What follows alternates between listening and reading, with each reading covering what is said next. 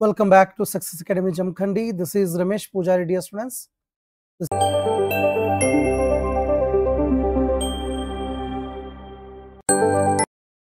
Welcome back to Success Academy Jamkhandi. This is Ramesh Pujari, my dear students. This is Ramesh Pujari. Yes. ನೋಡಿ ಇವತ್ತಿನಿಂದ ನಾನು ನಿಮಗೆ ಕೆಸೆಟ್ದ ಒಂದು ಏನು ಇಂಗ್ಲಿಷ್ ಅಂತ ಸಬ್ಜೆಕ್ಟ್ ನಲ್ಲಿ ನೀವೇನು ಟ್ಯಾಕಲ್ ಮಾಡಬೇಕಂತ ಇದ್ದೀರಾ ಈ ಒಂದು ಕೋರ್ಸು ಪ್ರಾರಂಭಿಸ್ತಾ ಇದ್ದೀವಿ. ಈ ಒಂದು ಕೋರ್ಸ್ ಅನ್ನ ಕಂಪ್ಲೀಟ್ ಆಗಿ ನಾನು MCQ ಕ್ರಾಶ್ ಕೋರ್ಸ್ ಅಂತ ಮಾಡ್ತಾ ಇದ್ದೀನಿ. A to Z ಟಾಪಿಕ್ಸ್ ಆಯ್ತಾ, ಅಗದಿ ಕರೆಕ್ಟ್ ಆಗಿ ಮೊದಲನೇದಿಂದ ಟಾಪಿಕ್ಸ್ ಗಳನ್ನ ನಾನು ಮಾಡ್ತಾ ಬರ್ತಾ ಇದ್ದೇನೆ. ನಿಮಗೆ ಈಗಾಗಲೇ ಕೆಸೆಟ್ ದ ಒಂದು ಸಿಲೆಬಸ್ ಏನು, ಒಂದು ಎಕ್ಸಾಮ್ ಪ್ಯಾಟರ್ನ್ ಹೆಂಗಿರುತ್ತೆ, ಯಾವ ರೀತಿಯಾಗಿ ಆ ಪರೀಕ್ಷೆನ ನೀವು ಅದನ್ನ ಎದುರಿಸಬೇಕು, ಏನನ್ನ ಓದ್ಬೇಕು, ಅದೆಲ್ಲ ನಿಮಗೆ ಗೊತ್ತೇನೆ ಇದೆ ಆಯ್ತಾ. ಬಟ್ ನಾನು ಅದನ್ನೆಲ್ಲ ಹೇಳಿ ಮತ್ತೆ ಟೈಮ್ ವೇಸ್ಟ್ ಮಾಡೋ ಅವಶ್ಯಕತೆ ಇರುವುದಿಲ್ಲ. ಹಾಗಾದ್ರೆ ಸರ್ ನಾವೀಗ ಸದ್ಯ PU ಲೆಕ್ಚರ್ ಓದ್ತಾ ಇರೋರು ಹೇಗೆ, ಮತ್ತೆ ನೀವು ಈಗ ಕೆಸೆಟ್ಗೋಸ್ಕರ ಹೇಳಿದ್ರೆ ಅದೇನು ಬೇರೆ ಇರುತ್ತಾ ಅಂತ ಕೆಲವೊಬ್ಬರು ಕ್ವಶನ್ ಕೇಳೋ ಚಾನ್ಸಸ್ ಇರುತ್ತೆ. ನಾನೆಲ್ಲಿ ಹೇಳ್ತೇನೆ ನೋಡಿ, ನಾನೀಗ ಸದ್ಯ ಇದು 2 months ಕಂಪ್ಲೀಟ್ ಆಗಿ MCQನೇ ಮಾಡ್ಕೊತ ಹೋಗ್ಬಿಡ್ತೀನಿ ಎಲ್ಲಾ ಟಾಪಿಕ್ ಮೇಲೆ A to Z. ಈ ಎಲ್ಲಾ ಟಾಪಿಕ್ ದಲ್ಲಿರುವಂತಹ 40% PU ಲೆಕ್ಚರ್ ಇರುತ್ತೆ. ನೆನ್ಪಿಟ್ಟುಕೊಂಬಿಡಿ, ನಾನೀಗ ಇಲ್ಲಿ ಏನ್ ಹೇಳ್ಕೊಡ್ತಾ ಇದೀನೋ ಇದರ ಒಂದು 40% PU ಲೆಕ್ಚರ್ದಲ್ಲಿರುತ್ತೆ. ನಮ್ಮಲ್ಲಿ ಯಾರು PU ಲೆಕ್ಚರ್ಗೋಸ್ಕರ ಅಂತ ಹೇಳ್ಕೊಂಡು ಅಥವಾ ಕಂಪ್ಲೀಟ್ ಆಗಿ 9,000 rupees ಫೀಸ್ ಅನ್ನ ಕೊಟ್ಟು ಅಡ್ಮಿಷನ್ ಯಾರ್ಯಾರು ತಗೊಂಡಿದ್ದಾರೋ ಅವರಿಗೆ ಇದೇ ಒಂದು ಬೆನಿಫಿಟ್ ಅದ ಈ ಒಂದು ಸಕ್ಸಸ್ ಅಕಾಡೆಮಿ ಜಮಖಂಡಿದಲ್ಲಿ. ಏನಂತಂದ್ರೆ ಅವರು 9,000 rupees ನಲ್ಲಿ ನಾನು ಎಷ್ಟೇ ಸಲ ಕ್ರಾಶ್ ಕೋರ್ಸ್ ಗಳನ್ನ ಮಾಡಿರ್ಲಿ ನೆಟ್ ಸೆಟ್ ಗೋಸ್ಕರ ಅವೆಲ್ಲವೂ ನಿಮಗೆ ಬರುತ್ತೆ. ಯಾಕಂದ್ರೆ ನಿಮ್ ವ್ಯಾಲಿಡಿಟಿ PU ಲೆಕ್ಚರ್ ಎಕ್ಸಾಮ್ ಆಗುವವರೆಗೆ ಇರುತ್ತೆ. So this is the one plus point. ಹಾಗಾದ್ರೆ ಸರ್ ನಾವೀಗ ಸದ್ಯ ಈ ಕೆಸೆಟ್ ಕೋರ್ಸ್ ದಲ್ಲಿ ಏನೇನ್ ಮುಗಿಸ್ಬಿಡ್ತೀವಿ, ನಾವು ಟರ್ಮ್ಸ್ ಮುಗಿಸ್ತೀವಿ, ಫಾರ್ಮ್ಸ್ ಮುಗಿಸ್ತೀವಿ, ಲಿಟರರಿ ಏಜಸ್ ಗಳನ್ನ ಮುಗಿಸ್ಬಿಡ್ತೀವಿ, ಅದ್ರ ಜೊತೆ ಮತ್ತೆ ಕೆಲವು ಇಂಪಾರ್ಟೆಂಟ್ ವರ್ಕ್ಸ್ ಗಳನ್ನ ಕೂಡ ಮಾಡ್ತೀವಿ. ಅರ್ಥ ಆಯ್ತಾ? ಹಾಗಾದ್ರೆ ಈ ಕೆಸೆಟ್ ಇಂಗ್ಲಿಷ್ ದ ಒಂದು MCQ ಕ್ರಾಶ್ ಕೋರ್ಸ್ ದಿಂದ ನಾನು ಹೇಳ್ಕೊಡುವಂತ A to Z ಟಾಪಿಕ್ ದಿಂದ ನಿಮಗೆ 40% PU ಸಿಲೆಬಸ್ ಕಂಪ್ಲೀಟ್ ಆಗಿಬಿಡುತ್ತೆ. 40 ಯಾಕೆ, ಆಲ್ಮೋಸ್ಟ್ ಆಲ್ ಒಂದು 80% ಅನ್ಬೋದು, but in the form of MCQ ನಲ್ಲಿ ಆಗುತ್ತೆ. ಅರ್ಥ ಆಯ್ತಾ? ಸೊ ಕೆಲವೊಬ್ರು ಏನಂತಿರ್ತಾರೆ, ಸರ್ ನಮಗೆ ಅದ್ರ ಬಗ್ಗೆ ಏನು ಥಿಯರಿನೇ ಗೊತ್ತಿಲ್ಲ, ನಾನು ಆನ್ಸರ್ ಹೆಂಗ್ ಮಾಡ್ಲಿ ಅಂತ. ನೋಡಮ್ಮ, ನಾನು ಹೇಳ್ತಾ ಇದ್ದೀನಿ, ನೀನು ಕೂಡ ಏನಾದ್ರೂ 2 months ನಲ್ಲಿ ಸದ್ಯ ಕೆಸೆಟ್ಗೆ ನೀನು ಓದ್ತಾ ಇದ್ರೆ ಅಥವಾ ರೆಡಿ ಆಗ್ತಾ ಇತ್ತಂತಂದ್ರೆ ನಿನಗೂ ಕೂಡ ಇದು ಹೆಲ್ಪ್ ಆಗುತ್ತೆ.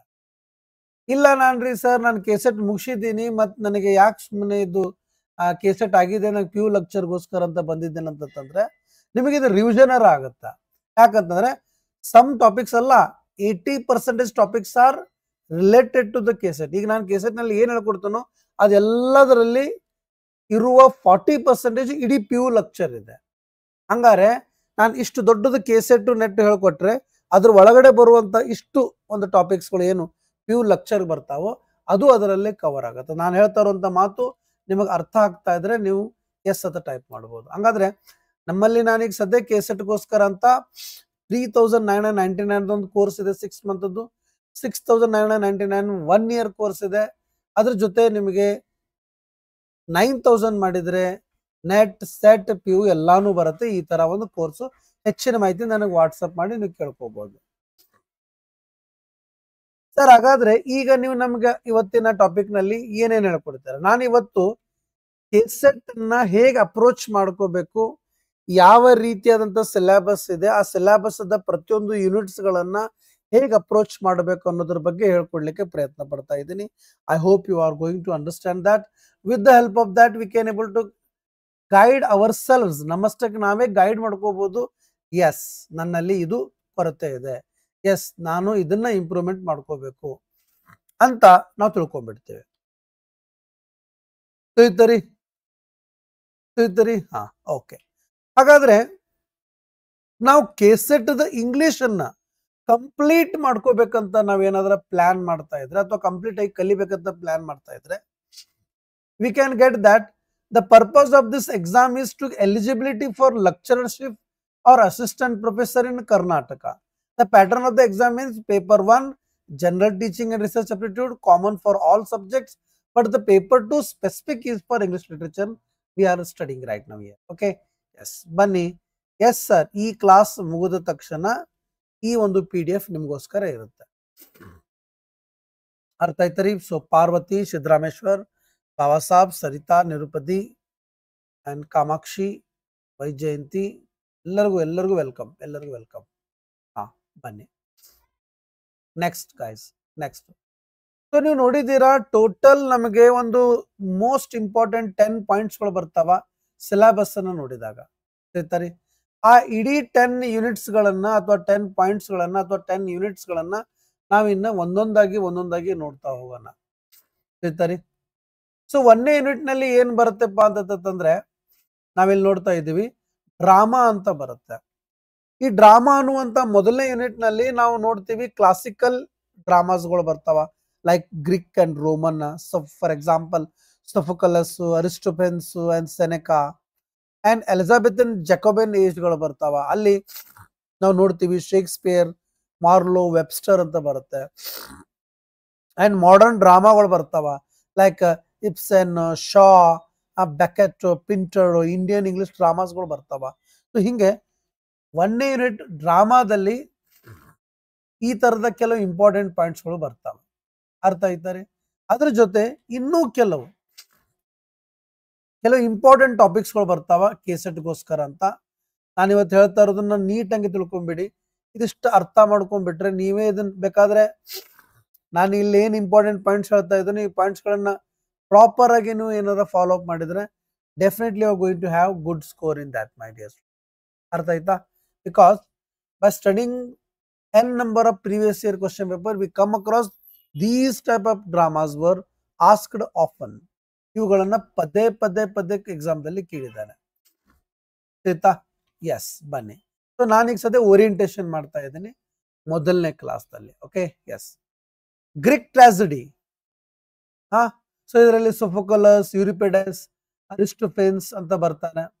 And Seneca or Senecan tragedy and its influenceಗಳನ್ನ, Elizabethan drama like Marlowe and Shakespeare, Jacobean revenge ಟ್ರಾಜಿಡೀಸ್ಗಳು like Webster, Middleton, and Restoration ಕಾಮಿಡಿಗಳು ಬರ್ತಾವ. ಯಾಕಂದ್ರೆ ಕಾಮಿಡಿ, ಟ್ರಾಜಿಡಿ ಇವೆಲ್ಲ ಡ್ರಾಮಾದ ಪಾರ್ಟ್ಸ್ ಅನ್ನ ಆಗ್ತಾವ.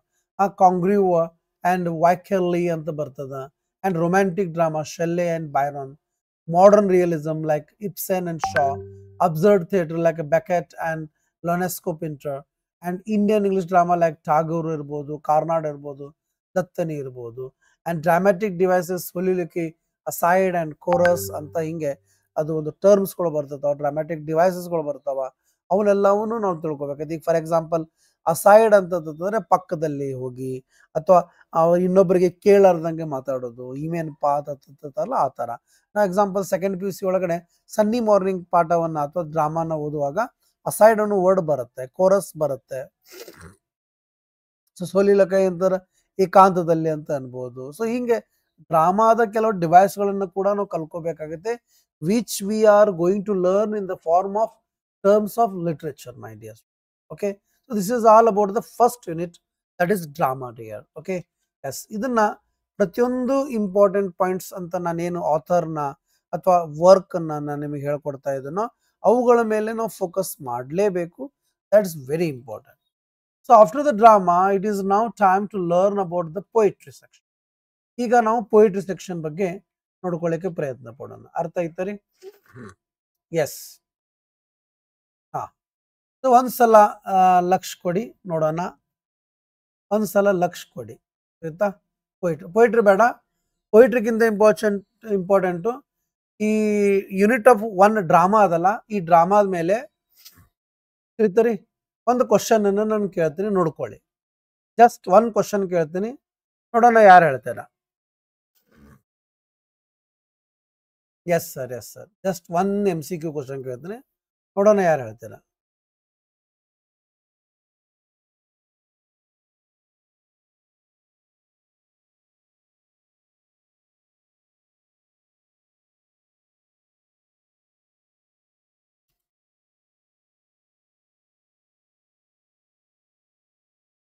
ಎಸ್. ನೋಡ್ಕೊಂಡ್ರೆ ಸೊ ಈ ಒಂದು ಯೂನಿಟ್ ಮೇಲೆ ಯಾವ ತರ ಕ್ವಶನ್ಸ್ಗಳು ಬರ್ತಿರ್ತಾವ ಅನ್ನೋದನ್ನ ನಾನೊಂದು ಸಿಂಪಲ್ ಆಗಿ ಕ್ವಶನ್ ಕೇಳಲಿಕ್ಕೆ ಪ್ರಯತ್ನ ಬರ್ತೇನೆ. ಅರ್ಥ ಆಯ್ತರಿ? ಆಯ್ತಾ? Yes, just second my dear.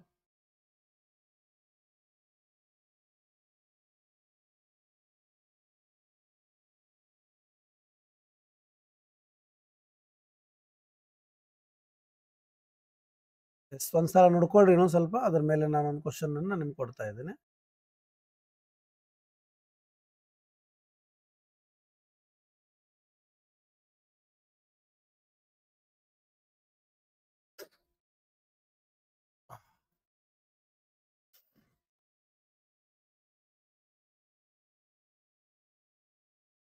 Okay, so ಬನ್ನಿ ಹಾಗಾದ್ರೆ ಒಂದು ಇದ್ರ ಮೇಲೆ ಕ್ವಶನ್ಸ್ ಕೇಳ್ತೇನೆ ನೋಡಿ, ಅಂದ್ರೆ ಯಾವ ರೀತಿಯಾಗಿ ಕ್ವಶನ್ ಬರ್ತದ.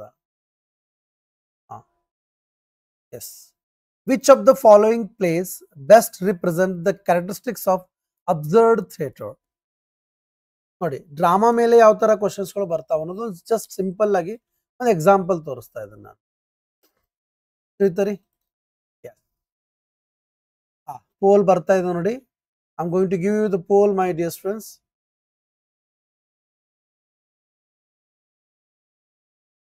I'm giving you poll, dear. Yes.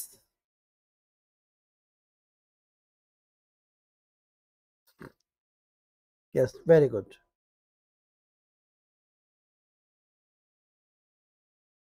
Super.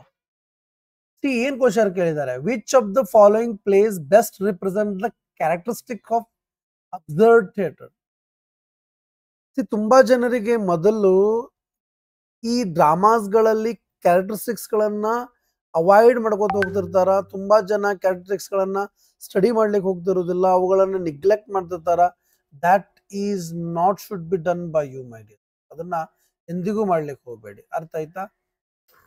ಇಲ್ಲಿ ನೋಡಿ, the correct answer for this is Waiting for Godot by Samuel Beckett. ತಿಳಿತರಿ? ಈ ಒಂದು ಕೃತಿಯಲ್ಲಿ, ಈ ಒಂದು ಕ್ಯಾರೆಕ್ಟರ್ನಲ್ಲಿ ತಿಳಿತರಿ ನಾವು ನೋಡ್ತಾ ಇದ್ದೀವಿ ಅಬ್ಸರ್ಡ್ ಥಿಯೇಟರ್ ಬಗ್ಗೆ. ಆಯ್ತಾ? Doctor Faustus Marlowe belongs to the Elizabethan period. Waiting for Godot like Beckett or Samuel Beckett is a hallmark of absurd theatre. Hallmark ಅಂತಂದ್ರೆ ಅದಕ್ಕೊಂದು ಬ್ರ್ಯಾಂಡ್ ಅಂತ ನಂಗೆ. Marked by meaninglessness, cyclical dialogues and existential themes. ಈ ಮೂರು ಕ್ವಾಲಿಟಿಗಳು ಇದ್ದಕ್ಕೆ absurd ಥಿಯೇಟರ್ಗಳು ಅಂತ ಕರೀತಾರೆ. Next, she stoops to conquer. Goldsmith is a comedy of manners in 18th century. Every Man is a medieval morality play, far removed from the concerns of modern absurdism. So ಒಟ್ಟಾರೆ absurd ಥಿಯೇಟರ್ಗೆ ಸಂಬಂಧಪಟ್ಟಂತ ಒಂದು character ನೋಡಿದ್ರೆ Waiting for Godot is written by Samuel Beckett. ನೆನ್ಪಿಟ್ಕೊಂಡ್ಬಿಟ್ಟು. So ಹಿಂಗೆ ಕ್ವಶನ್ಸ್ಗಳು ಕೇಳ್ತಿರ್ತಾರ ನಿಮ್ಮ dramas ಮೇಲೆ, ಈ ಒಂದು ಯೂನಿಟ್ ಮೇಲೆ. ಅರ್ಥ ಆಯ್ತಾ? ಎಸ್, ಬನ್ನಿ ಹಾಗಾದ್ರೆ ಈಗ ನಾನು ಪೊಯಿಟ್ರಿ ಸೆಕ್ಷನ್ ಬಗ್ಗೆ ಎಕ್ಸ್ಪ್ಲೈನ್ ಮಾಡ್ತಾ ಇದ್ದೀನಿ. ಸೊ ಯೂನಿಟ್ 1 ಅನ್ನು ನಾನು ಕಂಪ್ಲೀಟ್ ಮಾಡಿದೆ. ಅರ್ಥ ಆಯ್ತಾ?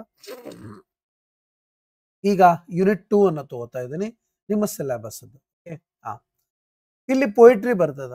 Chaucer to Renaissance, Spenser, Shakespeare, John Donne ಎಲ್ಲ ನೋಡ್ಕೊಳ್ಳಿ. ಅಂಡ್ ರೊಮ್ಯಾಂಟಿಕ್ ನಲ್ಲಿ Wordsworth, Coleridge, Keats, Shelley and Byron. Victorian period Tennyson, Browning, Arnold.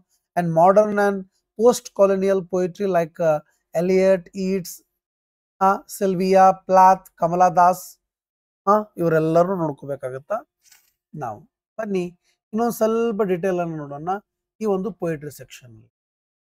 ಹೌದು ಸರ್, ನಾವು ನೋಡ್ಲೇಬೇಕಾಗತ್ತ, ಇಲ್ಲಪ್ಪ ಅಂತಂದ್ರೆ ಅದು ಆಗುದಿಲ್ಲ ರೀ. ಆಯ್ತಾ? ಕಂಪ್ಲೀಟ್ ಆಗಿ ಹೋಗ್ಲೇಬೇಕು. ಇಲ್ಲಪ್ಪ ಅಂತಂದ್ರೆ we may lose some marks, my dear. Yes, ಪ್ರತಿ ಯೂನಿಟ್ ನಲ್ಲಿ ಒಂದು ಇಂಪಾರ್ಟೆಂಟ್ 12 ಪಾಯಿಂಟ್ಸ್ ಗಳನ್ನ ತೊಗೊಂಬಂದಿದ್ದೇನೆ. 10 ಯೂನಿಟ್ಸ್ ಸೆಟ್ ಒಂದು, 2 ಯೂನಿಟ್ಸ್ ಸೆಟ್ ಒಂದು. Chaucer and medieval allegory. Poetry section ಅಂತ ಬಂದಾಗ ಲಿಟರರಿ ಫಾರ್ಮ್ಸ್, ಲಿಟರರಿ ಟರ್ಮ್ಸ್ ಗಳನ್ನ ಬಹಳ ಇಂಪಾರ್ಟೆಂಟ್ ಆಗುತ್ತೆ, ಸ್ಪೆಷಲಿ ಫಿಗರ್ಸ್ ಆಫ್ ಸ್ಪೀಚ್ ಗಳನ್ನ. Renaissance poets like Spenser, Shakespeare sonnets. Metaphysical poetry like Donne or John Donne or Herbert or Marvell. Neoclassical poets like Dryden, Pope, romantic poetry like Wordsworth, Keats, Shelley and Byron, Victorian poetry Tennyson, Browning, Arnold, modernism ಒಳಗೆ Yeats, Eliot and Auden, and post-war poets like Larkin or Larkin, or Hughes or Plath, and Indian English poetry ಒಳಗೆ ಬರ್ತಾರ tour ದತ್ತ, ಕಮಲಾದಾಸ, A.K. Ramanujan, ಇವೆಲ್ಲ ನಾವು ಡಿಗ್ರಿದಲ್ಲಿ ಓದಿದ್ವಿ ನೋಡಿ, third ಸೆಮ್ದಲ್ಲಿ ಅದು. And key movements of symbolism, imagism and confessional. So ಒಟ್ಟಾರೆ ಈ ರೀತಿಯಾದಂಥ poetry section ಅನ್ನ ನಾವು ಕವರ್ ಮಾಡಬೇಕಾಗತ್ತೆ. ತಿಳಿತರಿ? ಎಸ್, ಬನ್ನಿ ಹಾಗಾದ್ರೆ ಈಗ ನಾನು ನಿಮಗೆ ಈ ಪೊಯಿಟ್ರಿ ಸೆಕ್ಷನ್ ಮೇಲೆ ಒಂದು MCQ ಅನ್ನ ಕೇಳಲಿಕ್ಕೆ ಪ್ರಯತ್ನ ಪಡ್ತೇನೆ. ಅರ್ಥ ಆಯ್ತರಿ? ಸೊ ರೆಡಿ ಇದ್ದೀರಾ? ಒಂದು MCQ ಅನ್ನ ಕೇಳೋದ್ರ ಮುಖಾಂತರ ನಾನು ನಿಮಗೆ ಇಲ್ಲಿ ನಿಮ್ಮ ಎಬಿಲಿಟಿ ಎಷ್ಟದ ಅನ್ನೋದು ನಿಮಗೆ ಅಸೆಸ್ಮೆಂಟ್ ಮಾಡಲಿಕ್ಕೆ ಹೆಲ್ಪ್ ಮಾಡ್ತಾ ಇದ್ದೇನೆ. Which of the following poets is correctly matched with or his literary period? ಅವ್ರು ಯಾವ ಪೀರಿಯಡ್ ನಲ್ಲಿ ಬರ್ತಾರೋ ಅನ್ನೋದು ನಮ್ಗೆ ಗೊತ್ತಿರಬೇಕು. ಕರೆಕ್ಟ್ಲಿ ಮ್ಯಾಚ್ಡ್ ಅಂತಾರ. ಎಸ್, ಪೋಲ್ ಬರ್ತಾ ಇದೆ ನೋಡಿ.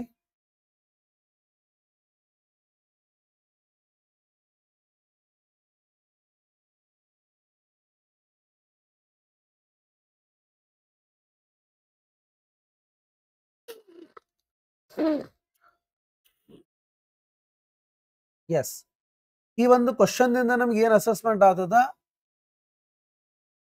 Do we have the real knowledge which is necessary for this KCET and NET exam? That's we are assessing ourselves.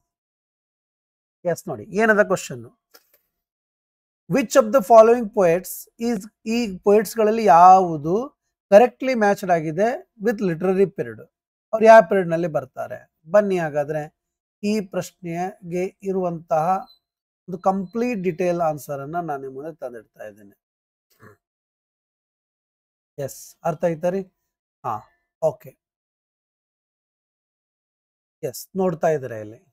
S, Matthew Arnold Victorian ಪೀರಿಯಡ್ಗೆ ಸಂಬಂಧ ಬರ್ತಾರ. ಕರೆಕ್ಟ್ ಆಗಿದ್ದು, ಉಳ್ಕಿದೆಲ್ಲ ರಾಂಗ್ ಇದಾವ. Because John Donne romantic period ನಲ್ಲಿ ಅದೇಂಗಾಗುತ್ತೆ? John Donne belongs to Renaissance period ಅವ್ರ metaphysical poetry ಒಳಗೆ ಬರ್ತಾರ.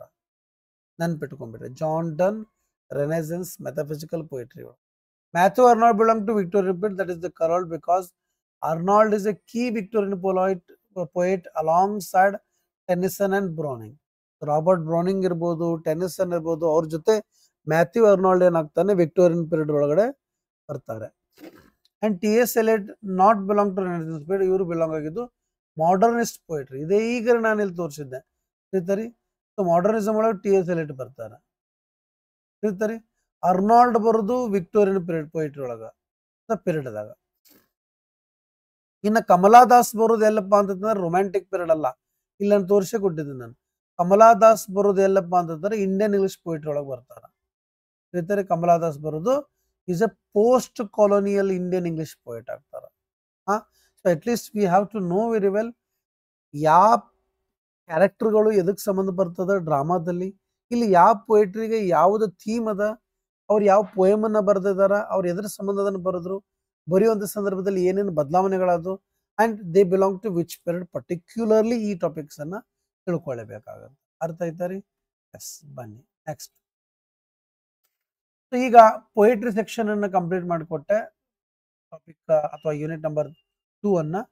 ಈಗ unit number 3 which is very important after the drama, after the poetry, when people got stuck to understand the poetry form, when people are not aware, who are very good intelligent, they can able to understand the hidden beauty of like metaphor and simile and personification and allegory and these all literary terms easily. But when people are not very good reader, when they can't understand the hidden beauty or the hidden theme of the poem, then the thing is little bit changed. It became like a short story, novel, fictions. ಯಾವಾಗ ಡ್ರಾಮಾನ ಓದ್ಲಿಕ್ಕೆ ಆಗ್ಲಿಲ್ವೋ, ಅಥವಾ ಈ drama poetry ಕೆಲವೊಬ್ಬರಿಗೆ ಕೆಲವೊಂದು society ಒಳಗಡೆ norms ಗಳನ್ನ ಮಾಡಿ ಇದು ಇವ್ರಿಗಷ್ಟೇ ಇರಬೇಕು ಅಂತ ಕ್ಯಾಟಗರೈಸ್ ಮಾಡಿದ್ರು, ಅವಾಗ ಈ ಸ್ವಲ್ಪ ಎಜುಕೇಶನ್ ಅಲ್ಲಿ ಅಥವಾ ಸ್ವಲ್ಪ ರೀಡರ್ಸ್ಗಳನ್ನ ಒಲವನ್ನ ತಗೊಳ್ಳಿಕ್ಕೆ ಅಥವಾ ಅವರ ರಿಯಲ್ ಲೈಫ್ ಅನ್ನ ತಗೊಳ್ಳಿಕ್ಕೆ ಅಥವಾ ಅವರ ರಿಯಲ್ ಲೈಫ್ ಇನ್ಸಿಡೆಂಟ್ಸ್ಗಳನ್ನ ತಗೊಳ್ಳಿಕ್ಕೆ ಫಿಕ್ಷನ್ಸ್ ಮತ್ತು ಶಾರ್ಟ್ ಸ್ಟೋರೀಸ್ಗಳನ್ನ ತಗೋತಾರ. ಉದಾಹರಣೆಗೆ the best Indian short story ಒಳಗಡೆ ನೋಡ್ಬೋದು ಎಕ್ಸಾಕ್ಟ್ಲಿ ಮಾಲ್ಗುಡಿ ಡೇಸ್ ಒಳಗಡೆ R.K. ನಾರಾಯಣ್. ನಾನು ಹೇಳ್ತಾ ಇರೋದು ಎಲ್ಲರಿಗೂ ಅರ್ಥ ಆಗ್ತಾ ಇದ್ರೆ ಎಸ್ ಅಂತ ಟೈಪ್ ಮಾಡ್ಬೋದು ಗೈಸ್. ಒಂದ್ಸಲ ಎಸ್ ಅಂತ ಟೈಪ್ ಮಾಡಿ. Yes, thank you sir. ತಿಳಿತರಿ? ಎಸ್ ಎಸ್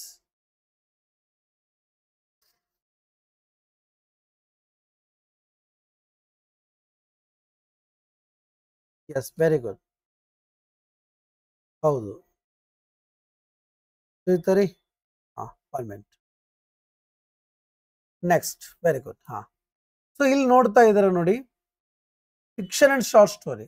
ಇಲ್ಲಿ rise of the novel like Defoe, Richardson and Fielding, and Gothic fiction, Radcliffe, Mary Shelley, and realism in 19th century novels, Dickens and Eliot, and Austen's social comedy, Bronte's sisters, and women's voices, stream of consciousness. This mannene question ಕೇಳಿದ್ರು ನೋಡಿದ್ನ net ನಲ್ಲಿ, Joyce and Wolf, and next it is existentialism or existentialist fiction like Rushdie and Akhebe and Nagugi, and next Indian English novel R.K. Narayan, Anita Desai, Arundhati Roy, and short story masters like Poe, Chekhov, and O. Henry and Manto.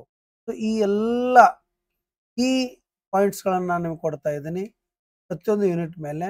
ಆ ಪ್ರತಿಯೊಂದು unit ಮೇಲೆ ಒಂದು ಆಗುವಂತಹ ಒಂದು ಏನು important ವಿಚಾರ ಇರುತ್ತೋ ಅದನ್ನು ನೀವು ತಿಳ್ಕೊಂಡು ಹೋಗೋದು ಬಹಳ ಇಂಪಾರ್ಟೆಂಟ್. ಹಾಗಾದ್ರೆ ಬನ್ನಿ, ಈ ಯೂನಿಟ್ ನಂಬರ್ 3 ಮೇಲೆ ನೀವು ಎಷ್ಟು ರೆಡಿ ಇದ್ದೀರಾ, ನಾನು ಎಷ್ಟು ರೆಡಿ ಆಗಬೇಕು, ಯಾವ ತರ ಪ್ರಶ್ನೆಗಳು ಬರ್ತಾವ, ಹೇಗೆ ಅನ್ನೋದನ್ನ ನಾವೆಲ್ಲ ಒಂದು ಸ್ಮಾಲ್ ಎಕ್ಸಾಂಪಲ್ ಮುಖಾಂತರ ತಿಳ್ಕೊಬಹುದು. This question is regarding on the base of unit number 3, fiction or short story. Which of the following works is considered a pioneering example of stream of consciousness fiction? ಈ ಕೆಳಗಿನಗಳಲ್ಲಿ ಯಾವ ಒಂದು work stream of ಕಾನ್ಸೈಸ್ನೆಸ್ ಅಥವಾ ಕನ್ಸೈಸ್ನೆಸ್ ನ fiction ಗೆ ಸಂಬಂಧ ಬರ್ತದ ಅಥವಾ ಅದಕ್ಕೆ ಒಂದು ತದ್ರೂಪ, ಪಯನಿಯರಿಂಗ್ ಅಂತಂದ್ರೆ ಅದಕ್ಕೊಂದು ಹೆಸರುವಾಸಿ, ಅದರದ ಹೆಸರಿನ ಪಕ್ಕದಲ್ಲಿ ನಿಂದಿರುವಂತದ್ದು. Pamela by Samuel Richardson, Ulysses by James Joyce, Jane Eyre by Charlotte Bronte, and Middlemarch by George Eliot. Yes, poll ಬರ್ತಾ ಇದೆ ನೋಡಿ.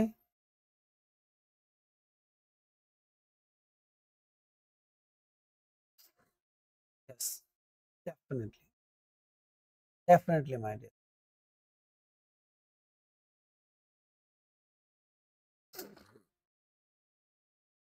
S, absolutely. ಓನ್ಲಿ 50% ಆನ್ಸರ್ ಬಂದಿದೆ ನೋಡಿ. So now you can see here the example and explanation of this topic, of this question. So the right answer is, my dear friends, B agata. Ulysses by James Joyce. Pamela by Richardson belongs to the early rise of the English novel. Early rise of the English novel. And Ulysses or by Joyce is a landmark in the use of stream of consciousness and a modernist narrative techniques. ದಯವಿಟ್ಟು ನೆನ್ಪಿಟ್ಟುಕೊಡಿ, ನಾನು ಏನು ಹೇಳ್ಕೊಡ್ತಿರ್ತೀನೋ ಅದ್ರ ಜೊತೆ ನೀವೇನು ಮಾಡ್ಕೋಬೇಕು, absolutely ಹೇಳ್ತಾರೆ, ಅದ್ರ ಜೊತೆ ನೀವೇನು ಮಾಡ್ಕೋಬೇಕು, ಇದನ್ನ ತಿಳ್ಕೋಬೇಕು, ಪ್ರಯತ್ನ ಪಡಬೇಕು. ನಾನು ಇನ್ನು 2 days ನಲ್ಲಿ ಒಂದು PDF ಅನ್ನ ಹಾಕ್ತೀನಿ. ಆ PDF ಬುಕ್ ಅನ್ನ ನೀವು ಪ್ರಿಂಟ್ ಮಾಡ್ಕೋಬಹುದು. ತಿಳಿತಾರೆ, PDF ಒಂದು ಬುಕ್ ಅನ್ನೇ ಕೊಟ್ಬಿಡ್ತೀನಿ. ತಿಳಿತಾರೆ, ಸೊ ಅದನ್ನ ನಾನು ನಿಮಗೆ ಕೊಡ್ತಾ ಇದ್ದೀನಿ. ಸೊ ಅದನ್ನ ನೀವು ಓದ್ಕೊಂಬೇಡಿ, ಅದನ್ನು ಒಂದು ಕೂಡ ಇದ್ರ ಕ್ಲಾಸ್ ಜೊತೆ. ಸೊ ಎವ್ರಿ ಒನ್, ಎಲ್ಲರೂ ಎಲ್ಲರೂ ಎಲ್ಲರೂ ತಿಳಿತಾರೆ. Yes, Ulysses is a landmark in the use of stream of consciousness and modernist narrative technique. Jane Eyre by Bronte focuses on women's voices and Gothic elements, and Middlemarch is by Eliot represent the 19th century realism not stream of consciousness. ಹಂಗಾರೆ ನಾಳೆ 19th century realism ಬಗ್ಗೆ ಮಾಡೋದು Middlemarch is written by George Eliot. Jane Eyre, Bronte, Joyce and Richardson ಇವೆಲ್ಲ ನಿಮ್ಗೆ ಗೊತ್ತದ, ಅವೇನು ಕೃತಿಗಳ ಬಗ್ಗೆ ಹೇಳೋ ಅವಶ್ಯಕತೆ ಇಲ್ಲ. ಸೊ ಯೂನಿಟ್ 2 ಅನ್ನು ಕಂಪ್ಲೀಟ್ ಮಾಡಿದ್ದೀನಿ ಆಯ್ತಾ. ಈಗ ಯೂನಿಟ್ 3 ಅನ್ನು ನಾವು ನೋಡಿಕೊಳ್ಳೋಣ ಗೈಸ್.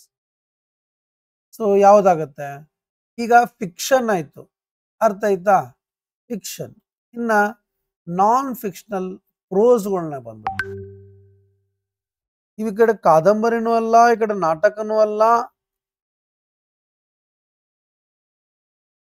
ತಿಳಿತರಿ ಸ್ವಲ್ಪ ಅರ್ಧಂಬರ್ಧ ಆಗುತ್ತೆ ಅದು, ತಿಳಿತಾ? ಎಸ್. ಸೊ ಬನ್ನಿ, non fiction like essay, autobiographies, Indian English ಪ್ರೋಸ್ಗಳು ಬರ್ತಾವ. Like for example Bacon, Addison, Lamb, Hazlitt, ಇಲ್ಲಿ ಮೆಮೊರೀಸ್ಗಳು ಬರ್ತಾವ, ಟ್ರಾವೆಲಾಗ್ಸ್ಗಳು ಬರ್ತಾವ. ನಾಳೆ ಎಕ್ಸಾಮ್ನಾಗ ಕೇಳ್ಬೋದು, ಯಾವ್ದಾರ ಒಂದು ಕೊಡ್ತಾನ, ಟ್ರಾವೆಲಾಗ್ ಅಂತ ಕೊಡ್ತಾನ, ಅರ್ಥ ಆಯ್ತರಿ. ಈಗ ಸೆಕೆಂಡ್ PUC ಒಳಗೆ ಜಪಾನ್ ಅಂಡ್ ಬ್ರೆಜಿಲ್ ಅಂತ ಇದೆ, ಅದನ್ನು ಕೊಟ್ಟು it belongs to which category ಅಂತ ಕೇಳ್ಬೋದು. ಫಿಕ್ಷನ್ನು, ನಾನ್ ಫಿಕ್ಷನ್ನು, ಡ್ರಾಮಾನು, ಪೊಯಿಟ್ರಿನು ಅಂತ ಕೇಳ್ಬೋದು, ಅರ್ಥ ಆಯ್ತು. ಅದಕ್ಕೆ ನಾನು ಪ್ರತಿಯೊಂದು ಯೂನಿಟ್ ಮೇಲೆ ಒಂದು ಕ್ವಶನ್ ಕೊಟ್ಟು I am trying to teach you what you are going to learn as well as what you have missed in your graduation day. ನಾವು ಡಿಗ್ರಿದಲ್ಲಿ ಏನ್ ಮಾಡ್ಬಿಟ್ಟಿರ್ತೀವಿ, 99% ಎಲ್ಲರೂ ಸಿಲೆಬಸ್ ಅನ್ನ ಓದ್ಕೊಂಡು ಕ್ವಶನ್ ಪೇಪರ್ನ ಹುಡ್ಕೊಂಡು ಅದ್ರ ಪ್ರಕಾರ ಓದಿ 80-90 ಮಾಡಿಬಿಟ್ಟಿರ್ತೀವಿ. ಇದು ಒಂದು ತಪ್ಪು, ಯಾವುದು ರೆಗ್ಯುಲರ್ ಮಾಡೋರಿಗೆ. ಇನ್ನು ಯಾರು ಇರ್ರೆಗ್ಯುಲರ್ ಮಾಡ್ಯಾರ, ಅದು ಆಲ್ಮೋಸ್ಟ್ ಆಲ್ ಅವರು ತಪ್ಪು ದಾರಿನೇ ಇರ್ತಾರೆ. ಕೆಲವರು ಓದ್ತಿರ್ತಾರೆ, ಹೇಳಲಿಕ್ಕೆ ಬರಲ್ಲ. Okay. Non fictional proses like John Bacon's essays, aphoristic style, ಹಂಗಂದ್ರೆ ಏನು ಎಲ್ಲವನ್ನು ಹೇಳ್ಕೊಡ್ತೀನಿ, don't worry. Addison and Steele, periodical essays, Lamb and Hazlitt personal ಎಸ್ಸೇಸ್ಗಳನ್ನ ಬರೀತಾರೆ. 19th century prose stylists like Carlyle and Ruskin, autobiographies like Gandhi, Nehru, Tagore, travel writings like Orwell and Naipaul, and historical prose like Macaulay and Gibbon, modern essayists like Orwell and Huxley, and Indian prose like APJ Abdul Kalam, R.K. Narayan's essays, and prose style analysis like rhetoric, clarity and persuasion. ಇವೆಲ್ಲವೂ ಬರ್ತಾವ ನಾನ್ fictional ಪ್ರೋಸ್ನಲ್ಲಿ, ಆಯ್ತಾ. ಹಾಗಾದ್ರೆ ಬನ್ನಿ, ಈಗ ಇದರ ಮೇಲೆ ಒಂದು question ಅನ್ನ ಕೇಳ್ತೀನಿ, ಅಡ್ಡ ತಕ್ಕ ನೋಡ್ಕೊಳ್ಳಿ.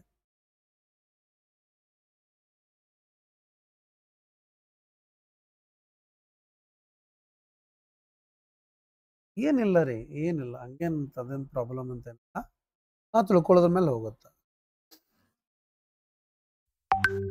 ಎಸ್, ಬನ್ನಿ ಹಾಗಾದ್ರೆ ಒಂದು ಕ್ವಶನ್ ಅನ್ನ ಕೇಳ್ತಾ ಇದ್ದಾರೆ. Who among the following is best known for introducing the aphoristic style in English prose? ವಾಹ್,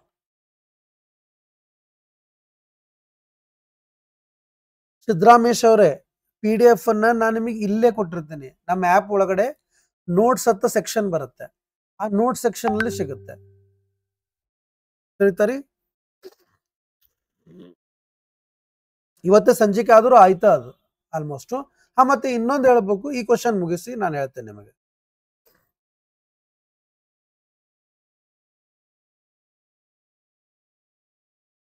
ಮುರಳೀಧರ್, ನಾನೀಗ ಸದ್ಯ ಇನ್ನೊಂದು ಮಾತನ್ನ ಹೇಳ್ತೀನಿ, ಅದನ್ನ ಸ್ವಲ್ಪ ಸೀರಿಯಸ್ ಆಗಿ ತಗೋರಿ.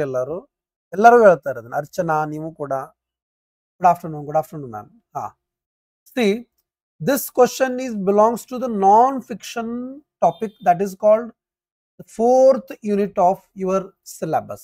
Okay. Who among the following is best known for introducing the aphoristic style in English prose? Joseph Addison, Francis Bacon, William Hazlitt or Thomas Carlyle? Yes, ಬನ್ನಿ ಹಾಗಾದ್ರೆ ನಾನು ನಿಮಗೆ ಈ ಪ್ರಶ್ನೆಗೆ ಪೋಲ್ ಅನ್ನ ಕೊಡ್ತಾ ಇದ್ದೀನಿ ನೋಡಿ. In live class you can able to have poll, my dear students.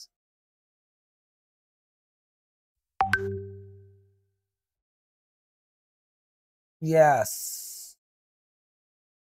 super.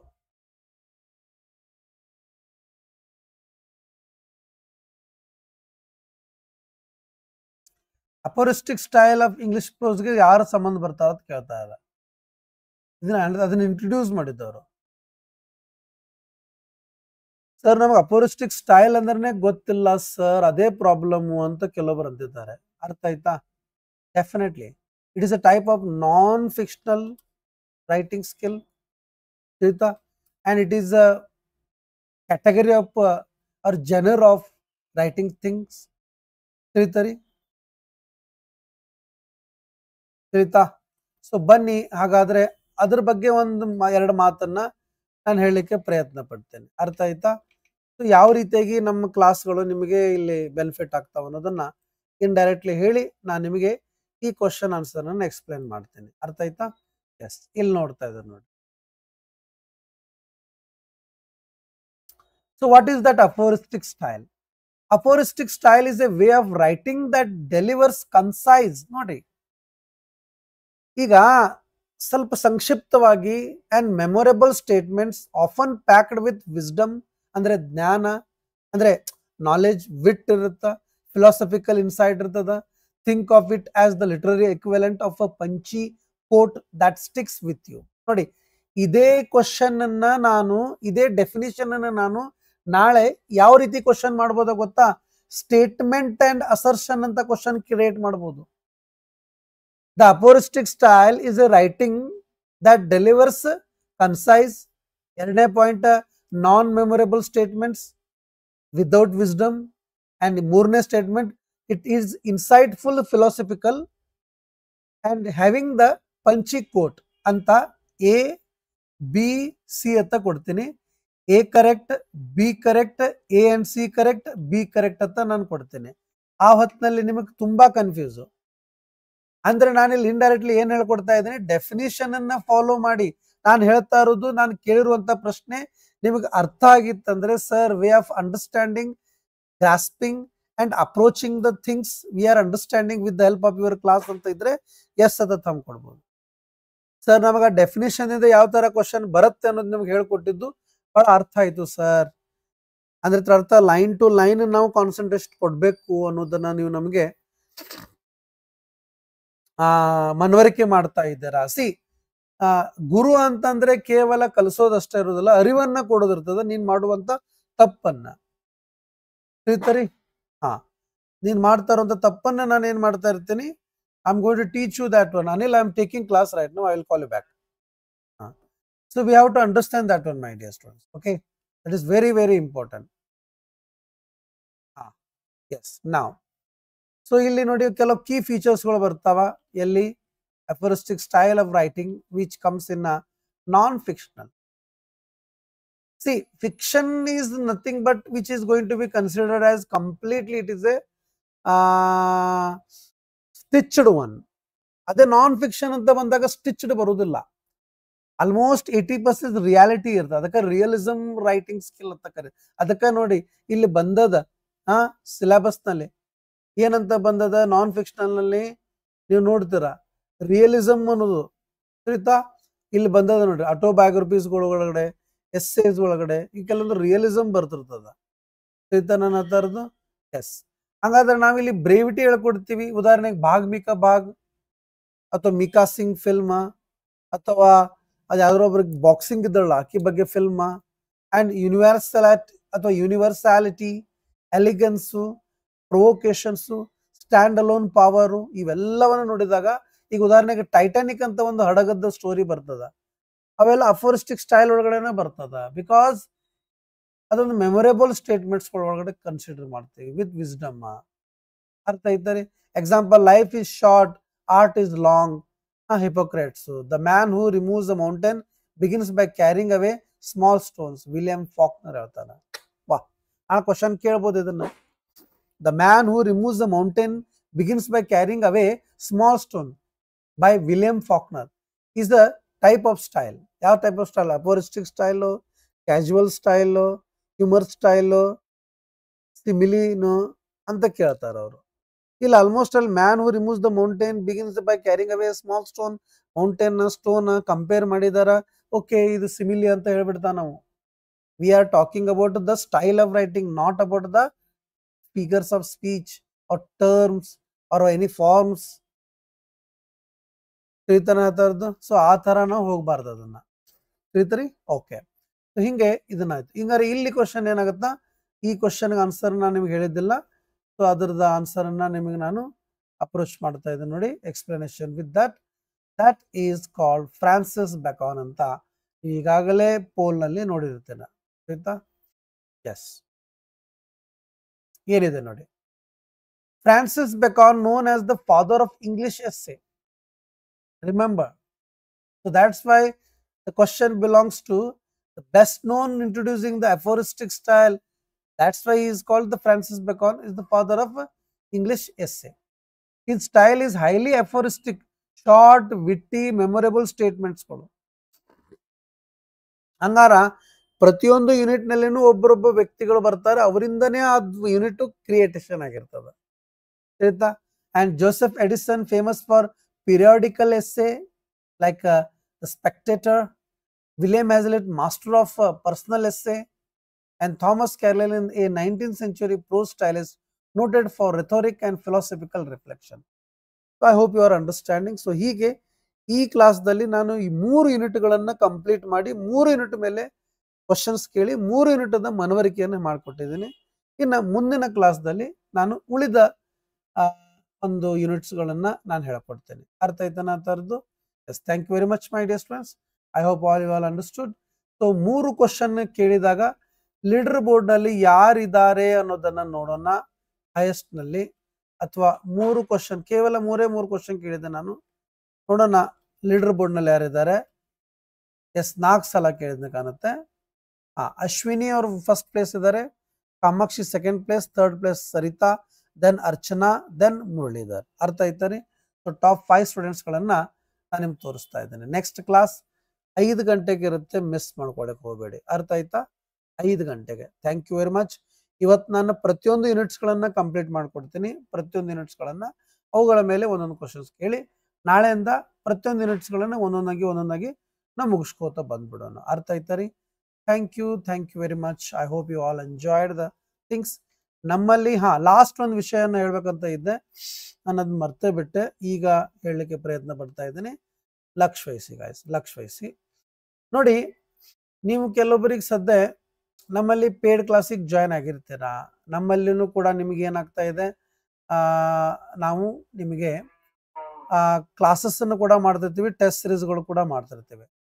ಇದ್ರ ಜೊತೆ ಮತ್ತೆ ನಿಮಗೆ ಅನ್ಲಿಮಿಟೆಡ್ ಟೆಸ್ಟ್ ಏನಾದರೂ ಬೇಕಾದ್ರೆ ಅತಿ ಕಡಿಮೆ ಫೀಸ್ದಲ್ಲಿ 6 ಮಂತ್ ತಿಳಿತಾರೆ.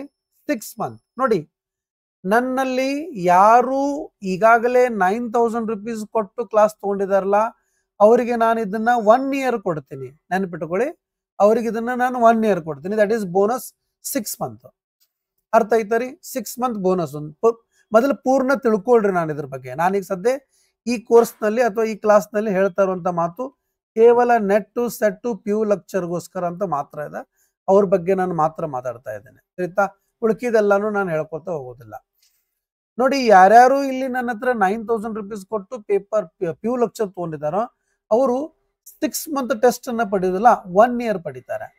ಇನ್ನು ಉಳಿದವ್ರು ಯಾರು ನಿಮಗೆ ಸರ್ ನಾನು ಈ ಟೆಸ್ಟ್ ತಗೋತೀನಿ ಅಂತ ಇದಾರಲ್ಲ, 699 rupeesಗೆ ಪೇಪರ್ 1 ಪೇಪರ್ 2 ತಿಳಿತರಿ, ಪೇಪರ್ 1 ಅಂಡ್ ಪೇಪರ್ 2 ಈ ಟೆಸ್ಟ್ ಸಿಗುತ್ತೆ ಕೇವಲ 699ಗೆ 6 ಮಂತ್ ನಲ್ಲಿ. ಸರ್ ನಾನು 9000 ಕೊಟ್ಟು ಈಗಾಗಲೇ ತಗೊಂಡಿದ್ದೀನಿ ಮತ್ತೆ ನಾನು ತಗೋಬೇಕಾ? ಡೆಫಿನೆಟ್ಲಿ ನಿಮಗೆ ಇಷ್ಟ ಇದ್ರೆ ತಗೋಬಹುದು. 1 year ನಾನು ನಿಮಗೆ ಕೊಡ್ತೇನೆ. ಬಟ್ ನನಗಿಲ್ಲಿ ಗೊತ್ತಿರುತ್ತೆ ನೀವು ಸಬ್ಸ್ಕ್ರಿಪ್ಷನ್ ತಗೊಳ್ಳುವಾಗ. ಸರ್ ಈ 699 ನಮ್ಗೆ ಏನೇನು ಸಿಗುತ್ತೆ? NET SET the paper 1 the complete ಟೆಸ್ಟ್ಸ್ಗಳು. ಸರ್ ಹೇಗಿರುತ್ತೆ ಅನ್ಲಿಮಿಟೆಡ್ ಅಂದ್ರೆ, ಪ್ರತಿದಿನ 3 ಟೆಸ್ಟ್ಗಳನ್ನು ತಗೋತೇನೆ ಟಾಪಿಕ್ ವೈಸು. ಸಂಡೇ ಒಂದು ದಿನ ನಿಮ್ಮದು ಕಂಪ್ಲೀಟ್ ಆಗಿ ಸೆಟ್ ಅಥವಾ ನೆಟ್ ಅಂತ ಒಂದು ಕಂಪ್ಲೀಟ್ ಟೆಸ್ಟ್ ಏನ್ ಬರ್ತದಲ್ಲ ಅದು ಮಾರ್ಕಸ್ ಅದು 50 ಕ್ವಶನ್, ಇದು 100 ಕ್ವಶನ್, ಆ ರೀತಿಯಾಗಿ ಟೆಸ್ಟ್ ಅನ್ನ ತಗೋತದ ಪ್ರತಿ ಸಂಡೇ. ತಿಳಿತಾನೆ ಆ ಥರದ್ದು. ಇದಕ್ಕೊಂದು ಸಪ್ರೇಟ್ ವೆಬ್ಸೈಟ್ ಅನ್ನ ಮಾಡಿದ್ದೀನಿ ನಾನು. ಸಪ್ರೇಟ್ ಆಗಿ ನಿಮಗೆ ಇದು ಆನ್ಸರ್ ಇರುತ್ತೆ. 699 ನೀವು ಪೇ ಮಾಡಿದ ತಕ್ಷಣನೇ ನಿಮಗದು ಬರುತ್ತೆ. ಪೇಡ್ ಈಗಾಗಲೇ ನನ್ನಲ್ಲಿ ಯಾರಿದಾರೋ 9000 ಕೊಟ್ಟು ಅವ್ರಿಗೆ ಇದು 1 year ಇರುತ್ತೆ, ಉಳುಕಿದವರಿಗೆ 6 ಮಂತ್ ಇರುತ್ತೆ. ಅನ್ಲಿಮಿಟೆಡ್ ನೆನ್ಪಿರ್ಲಿ. ಓಕೆ, ಒಂದಿರ್ತದ, ನೀಟಾಗಿ ಫಾಲೋ ಮಾಡಿ. ಡೆಫಿನೆಟ್ಲಿ ಆಗಿ ಹೇಳ್ತಾ ಇದ್ದೀನಿ, you are going to get that thing which you are expecting from me, my dear. Yes, sir. Yes, sir. Okay. So then already we have completed those 3 units, my dear students.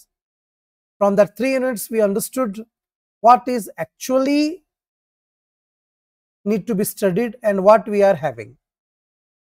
And meanwhile, I told you that we have started the KSET English 6-month MCQ crash course A to Z topics MCQ ಮುಖಾಂತರ ಕಲಿತಾ ಇದ್ದೀವಿ ಅಥವಾ ಕಲಿಯೋಣ. ಇದು 2ನೇ class ಆಗಿದೆ. ಮತ್ತೆ ನಿಮಗೆ ಇಲ್ಲಿ ನಾನು ಕೆಲವು ವಿಭಿನ್ನವಾದಂಥ ಕೋರ್ಸ್ ರಿಪ್ರೆಸೆಂಟ್ ಮಾಡಿ ನಿಮಗೆ ನಾನು ಅದನ್ನ ಹೇಳ್ಕೊಡ್ತಾ ಇದ್ದೀನಿ. ನೀವು ನೋಡಿದ್ರಿ ನಮ್ಮಲ್ಲಿ ಟೆಸ್ಟ್ ಸಿರೀಸ್ ಕೂಡ ಇರುತ್ತೆ. ಅದ್ರ ಜೊತೆ ಈ ಒಂದು MCQ ಸಿರೀಸ್ಗೆ 4000 ಇದೆ. ಥಿಯರಿ ವಿತ್ MCQ ಬೇಕಂದ್ರೆ 7000 ಆಗುತ್ತೆ. ಅದೇ ನೀವೇನಾದರೂ ಪ್ಯೂ ಲೆಕ್ಚರ್ ನೆಟ್ ಕೆಸೆಟ್ ಎಲ್ಲದಕ್ಕೂ ಬೇಕಂತಂದ್ರೆ 9000 ಇರುತ್ತೆ. ಅನ್ಲಿಮಿಟೆಡ್ ಅಥವಾ ನಿಮಗೆ ಎಕ್ಸಾಮ್ ಆಗುವವರೆಗೂ ವ್ಯಾಲಿಡಿಟಿ ಬರುತ್ತೆ. ಹೆಚ್ಚಿನ ಮಾಹಿತಿಗಾಗಿ ನೀವು ನನಗೆ ಕಾಲ್ ಮಾಡಿ ಅಥವಾ ವಾಟ್ಸಪ್ ಮಾಡಿ ಆಮೇಲೆ ನಾನು ಹೇಳ್ಕೊಡ್ತೇನೆ. So in last we completed those 3 units of KSET exam which are very essential. Those are drama, poetry and fiction or short story ಅನ್ನು ಹೇಳ್ಕೊಟ್ಟಿದ್ದೀನಿ. ಅದಷ್ಟೇ ಅಲ್ಲದೆ ನಾನು ನಿಮಗೆ ಕೊನೆಯದಾಗಿ ಕೆಲವು ಇಂಪಾರ್ಟೆಂಟ್ ಥಿಂಗ್ಸ್ಗಳನ್ನ ಹೇಳ್ತಾ ಅಂದರೆ ಕ್ವಶನ್ಸ್ಗಳನ್ನು ಕೇಳ್ತಾ ನಾನು ನಿಮಗೆ ಹೇಳ್ಕೊಟ್ಟಿದ್ದೀನಿ ಗೈಸ್. 4th ಯೂನಿಟ್ ಕೂಡ. ಈಗ 5th ಯೂನಿಟ್ದಿಂದ ನಾವು ಕಂಟಿನ್ಯೂ ಮಾಡೋಣ. ಬನ್ನಿ ಹಾಗಾದ್ರೆ 5th ಯೂನಿಟ್ ಏನಾಗುತ್ತೆ. ಎಸ್ ಸರ್ ಹೌದು.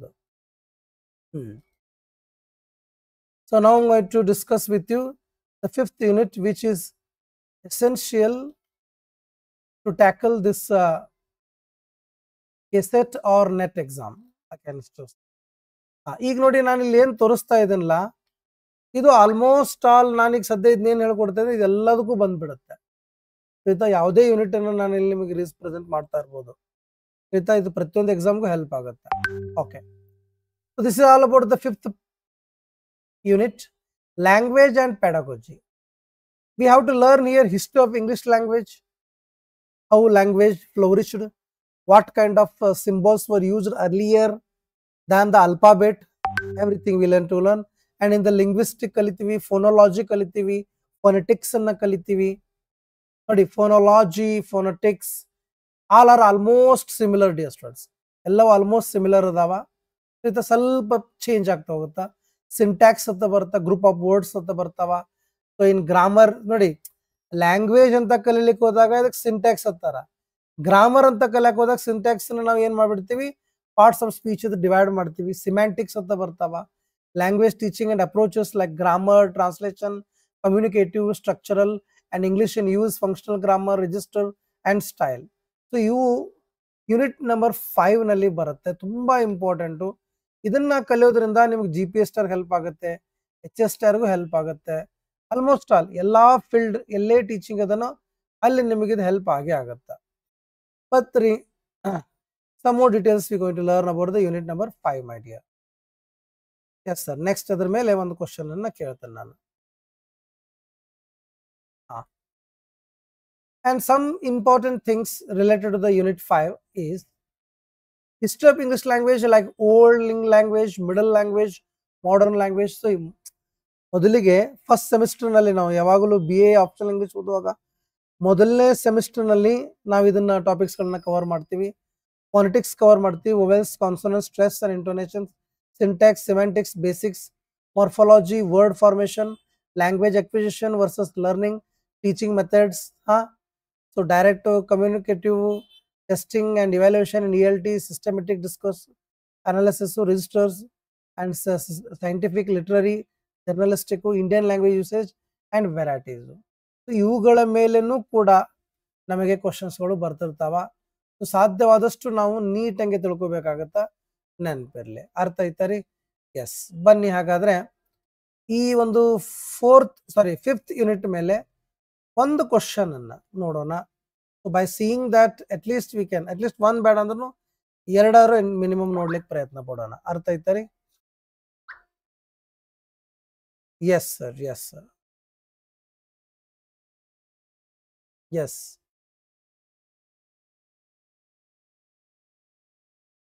S okay very good sir very good yes ಮೊದಲನೇ ಪ್ರಶ್ನೆ ಬರ್ತಾ ಇದೆ ನೋಡಿ ಮೊದಲನೇ ಪ್ರಶ್ನೆ ಬರ್ತಾ ಇದೆ ಆಲ್ಮೋಸ್ಟ್ ಆಲ್ ನೀವು ಇದನ್ನೆಲ್ಲ ಓದೇ ಇರ್ತೀರಾ ಆಲ್ಮೋಸ್ಟ್ ಆಲ್ ನೀವು ಇದನ್ನ ಓದೇ ಇರ್ತೀರಾ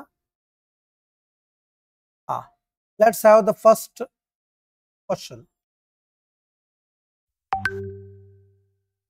ಫಸ್ಟ್ ಕ್ವಶನ್ ಅನ್ನು ನೋಡಿ yes sir absolutely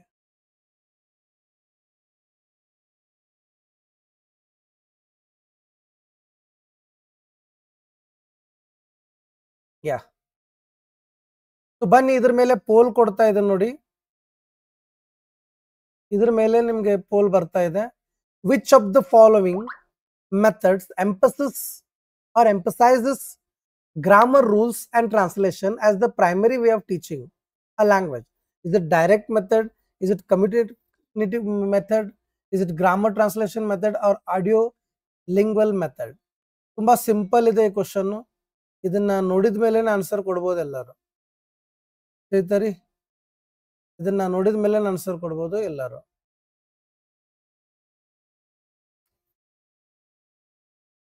yes sir yes thank you sir thank you very much super excellent question ಏನ್ ಕೇಳಿದೀವಿ ಆನ್ಸರ್ ಏನ್ ಹೇಳ್ತಾ ಇದ್ದೀರಾ I don't know how can you do that one how can you do this one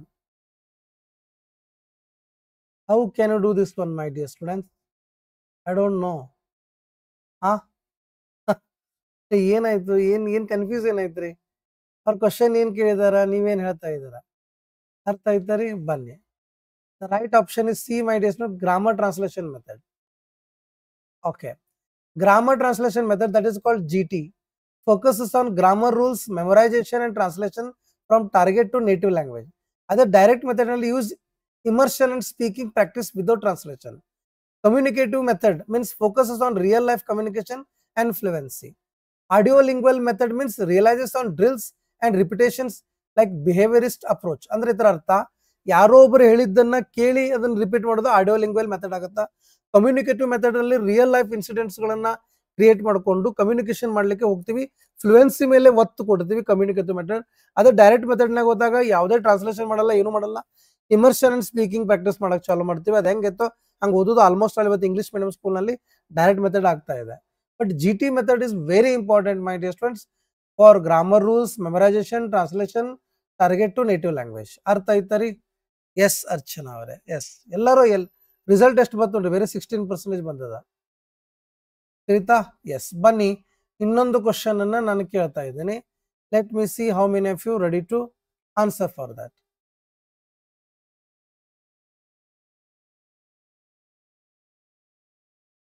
in linguistics morphology is primarily concerned with morphology ಅನ್ನೋದು ಇದಕ್ಕೆ ಬರ್ತದ morphology the arrangement of words into sentences the study of word formation and structure the analysis of stress and intonation patterns the classification of discourse types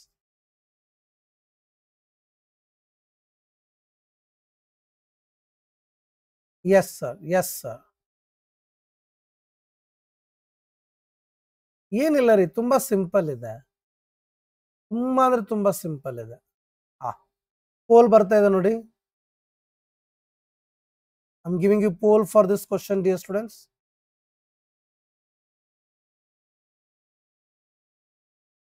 yeah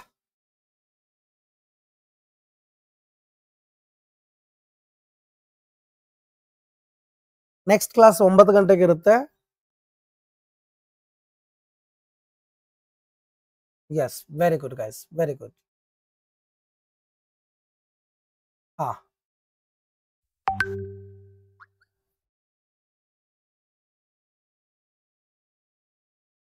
see already we learned about this etymology ಅಂತ ಬರ್ತದ morphology ಅಂತ ಬರ್ತದ ಇವನ್ನೆಲ್ಲ ನಾವು ಕಲ್ತಿರ್ತೀವಿ ಅರ್ಥ ಆಯ್ತಾ ರೀ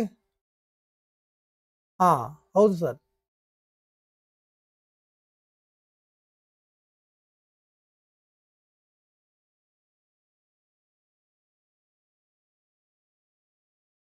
S sir, yes sir, S.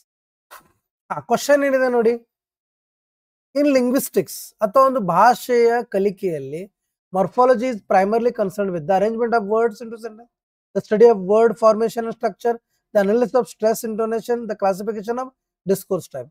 ಬಹಳ ಈಸಿ ಕ್ವಶನ್ ಅದ ಇದು.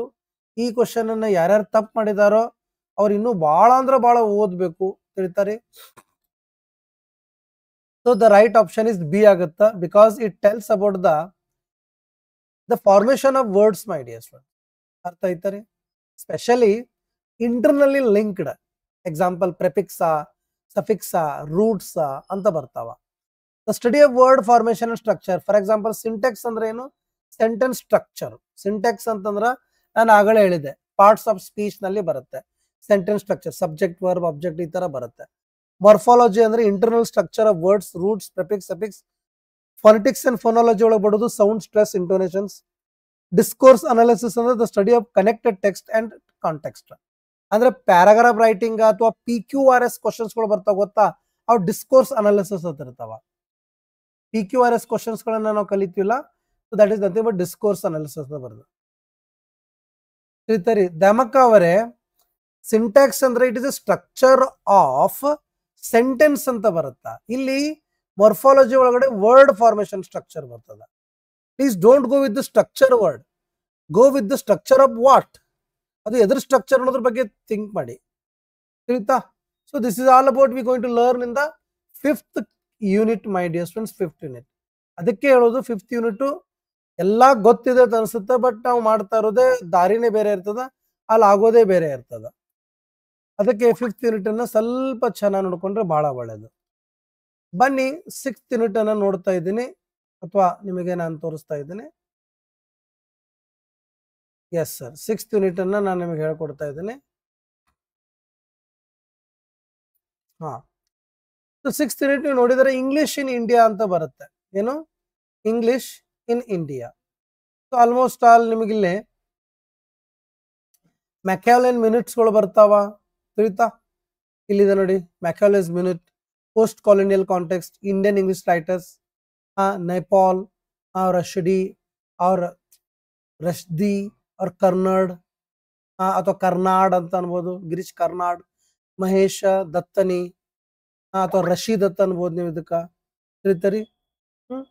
Future of English in India ಅಂತ ನಾವು ಕಾಂಟೆಸ್ಟ್ ನಲ್ಲಿ ತಗೋತೀವಿ. ಅದೇ ರೀತಿ ನಾವು ಇಲ್ಲಿ ಬಂದಾಗ ಗೊತ್ತಾಗುತ್ತೆ, ಆಲ್ಮೋಸ್ಟ್ ಆಲ್ ಡಿಗ್ರಿದಲ್ಲಿ 4th ಸೆಮಿಸ್ಟರ್ ನಲ್ಲಿ ಜಾಸ್ತಿ ಬರುತ್ತೆ ನೋಡಿ. 4th ಸೆಮಿಸ್ಟರ್ ನಲ್ಲಿ ಇದು ಬರುತ್ತೆ ಜಾಸ್ತಿ ನಿಮಗೆ.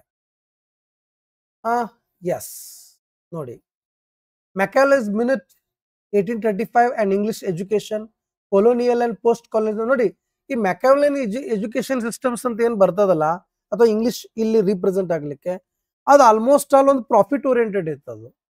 ಆಯ್ತಾ? And colonial and post colonial debates ಗಳು ಬರ್ತಾವ. ರಾಜಾರಾವ್ದು, RK ನಾರಾಯಣ್, ನೀವು ಮಾಲ್ಗುಡಿ ಡೇಸ್ ನೋಡ್ತೀರಿ, Mulk Raj Anand, Salman Rushdie, post modern India, Indian women novelist like Anita Desai, Shashi Deshpande, Dalit literature, Om Prakash Valmiki and Bama, and Indian English drama like Karnad, Dattani, and Indian English poetry Kamala Das ಇರ್ಬೋದು, S.C. ಮೆಸೈಕಲ್ ಇರ್ಬೋದು, English in universities and globalisation, future of English in India like hybrid forms, English ಅಂತ ಹಿಂಗೆಲ್ಲಾನು ಬರ್ತಾವ. ಅಂದ್ರೆ ಇಲ್ಲೆಲ್ಲ ಸ್ವಲ್ಪ Hindi English mix ಬರ್ತದ ಇದರಲ್ಲಿ.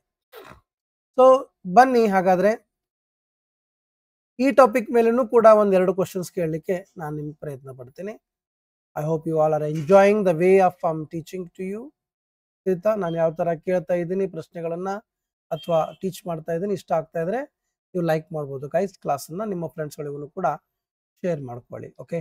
ಎಸ್ ಎಸ್ ಸರ್, ನಾನೀಗ ಇದನ್ನೇನು ಹೇಳ್ಕೊಡ್ತಿದ್ದೀನಲ್ಲ, ಇದು PDF. ನಮ್ಮಲ್ಲಿ ಏನಕ್ಕೆ ಸದ್ಯ ಪೇಡ್ ಸ್ಟೂಡೆಂಟ್ಸ್ ಅದಾರಲ್ಲ, ಅವರಿಗೆ ಆಟೋಮೆಟಿಕ್ ಆಗಿ ಆ ಕ್ಲಾಸ್ ಅದ ಪಕ್ಕದಲ್ಲೇ ಇದು ಹೋಗ್ಬಿಟ್ಟಿರುತ್ತೆ. ಆಯ್ತಾ? ಹೌದೌದು. ಅಂದ್ರೆ ಇವತ್ತಿಂದು ನೆಕ್ಸ್ಟ್ ಕ್ಲಾಸಿಗೆ ಬರುತ್ತೆ. ಇದ್ರ ಜೊತೆ ಈ ಕ್ಲಾಸ್ ಜೊತೆ ಇದನ್ನೇ ಹಾಕೋದಿಲ್ಲ ನಾನು, ಯಾಕಂತಂದ್ರೆ ನೀವು ಓದ್ಬೇಕಾಗಿರುತ್ತೆ. ಥ್ಯಾಂಕ್ ಯು ಯತೀಶ್ ಕುಮಾರ್ ಅವರೇ. Thank you sir, thank you very much. Let's have the first question of the unit 6. ಏನಿದೆ ನೋಡಿ question. which historical document laid the foundation of English education in colonial India by advocating the promotion of European knowledge through English? ನಾನು ಇದೇ ಈಗ ಹೇಳಿಬಿಟ್ಟೆ ಇದನ್ನ. ನಾನು ಆಗಲೇ ತಾನೇ ಇದನ್ನ ಎಕ್ಸ್ಪ್ಲೇನ್ ಮಾಡಿದ್ದೀನಿ. ಯಾರು ನನ್ನ ಎಕ್ಸ್ಪ್ಲನೇಷನ್ ಕರೆಕ್ಟಾಗಿ ಕೇಳಿದ್ರು ಅವ್ರಿಗೆ ಇದು ಈಸಿ ಆಗಿರುತ್ತೆ, ಡೆಫಿನೆಟ್ ಆಗಿ ಈಸಿ ಆಗಿರುತ್ತೆ, ಡೆಫಿನೆಟ್ ಆಗಿ ಈಸಿ ಆಗಿರುತ್ತೆ.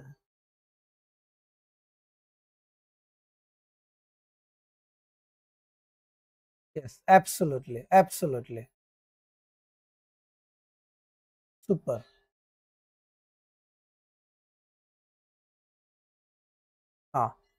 So the right answer you can able to see here. ನಾನು ಆಗಲೇ ಎಕ್ಸ್ಪ್ಲೇನ್ ಮಾಡುವಾಗ ಅಂದಿದ್ದೆ ಮ್ಯಾಕ್ಯಾವಲೆ ಅಂತ.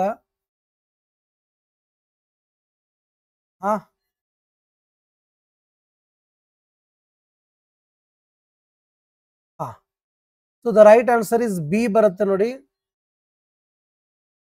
ರೈಟ್ ಆನ್ಸರ್ ಬರೋದು ಬಿ ಇಲ್ಲಿ. ಓಕೆ, ನೋಡ್ತಾ ಇದ್ದಾರೆ ನೋಡಿ.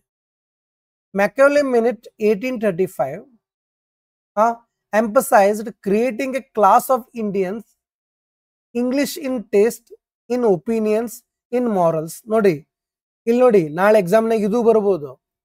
Machiavelli's minute emphasized creating a class of Indians in which section, in which one of the sections ಅಂತ ಕೇಳಿ taste, opinion, moral and hospitality ಅಂತ ಹಿಂಗೆ ಕೊಡ್ಬೋದು. ಅರ್ಥ ಆಯ್ತರಿ?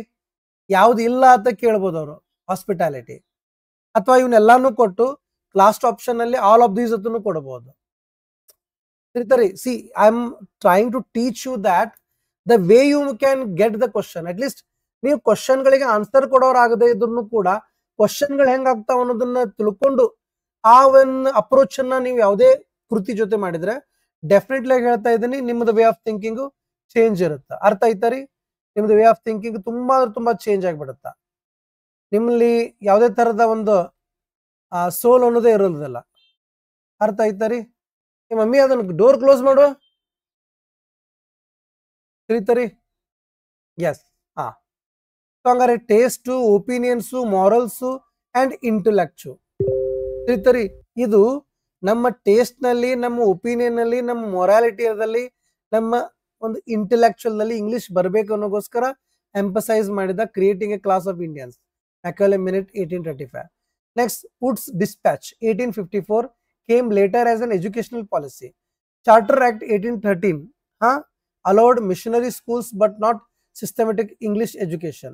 Hunter Commission 1882 focused on primary education. ಹಂಗಾರ ಹಂಟರ್ ಕಮಿಷನ್ ದಿಂದ ಪ್ರೈಮರಿ ಎಜುಕೇಶನ್ ಆಗತ್ತಾ, charter act ದಿಂದ ನಮಗೆ ಸಿಸ್ಟಮೆಟಿಕ್ ಇಂಗ್ಲಿಷ್ ಎಜುಕೇಶನ್ ಆಗತ್ತಾ, ಅದೇ ವುಡ್ಸ್ ಡಿಸ್ಪ್ಯಾಚ್ ದಿಂದ ಎಜುಕೇಶನ್ ಪಾಲಿಸಿ ಬರ್ತಾವ. ಬಟ್ ಕ್ವಶನ್ ಏನಿತ್ತಪ್ಪ ಅಂತಂದ್ರೆ foundation for English education in colonial ಅಂತ ಕೇಳಿದಾಗ ಮ್ಯಾಕಿಯಾವೆಲಿಸ್ ಮಿನಿಟ್ ಬರ್ತದ, ನೆನ್ಪಿಟ್ಕೊಂಡ್ಬಿಡಿ. ಆಯ್ತಾ? ಎಸ್. ಬನ್ನಿ ಮತ್ತೊಂದು ಪ್ರಶ್ನೆಯನ್ನ ನಾನು ನಿಮಗೆ ತೋರಿಸ್ತಾ ಇದ್ದೇನೆ.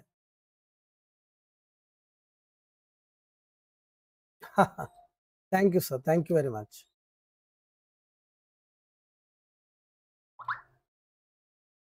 Okay, question number 2. Question number 2. Thank you, Adesh avare. Thank you. ನೀಟಾಗಿ ನೋಡಿ ಕ್ವಶನ್ ಅನ್ನ. ನಾನು ಸ್ವಲ್ಪ ಡೋರ್ ಕ್ಲೋಸ್ ಮಾಡ್ತೀನಿ.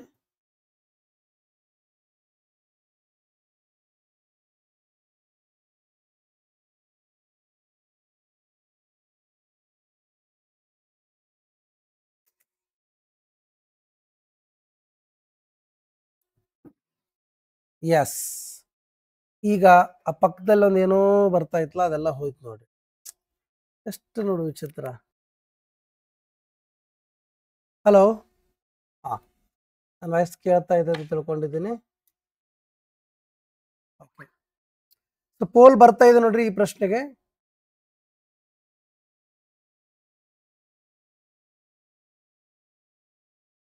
ಅರ್ಥ ಆಗ್ತಾ ಇಲ್ಲ ಸ್ವಾಮಿಯವರ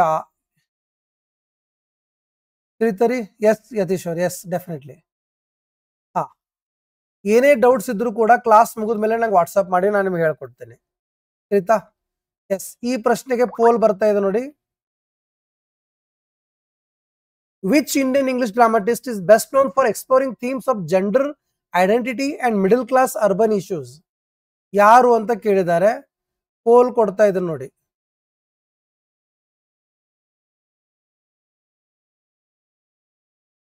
ನಾನಿಲ್ಲಿ ಕ್ಲಾಸ್ನಲ್ಲಿ ಫೋಕಸ್ ಇರ್ತಲ್ಲ, ಸೊ ಹಿಂಗಾಗಿ ನೀವು ಏನಾರ ಅದರ್ ದೆನ್ ಟಾಪಿಕ್ ಅನ್ನ ಏನಾದರೂ ಕೇಳಿದ್ರೆ ನನಗೆ ಅದು ಗೊತ್ತೇನೆ ಆಗೋದಿಲ್ಲ. ತಿಳಿತರಿ? ಎಸ್.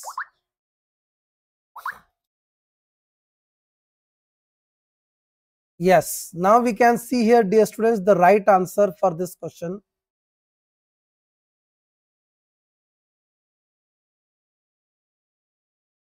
ಹೌದು ಸರ್, ಹೌದು. Yes, absolutely, absolutely. So Mahesh Dattani ಆಗುತ್ತಾ? ತಿಳಿತರಿ? Mahesh ದತ್ತನಿ. See here, what is this?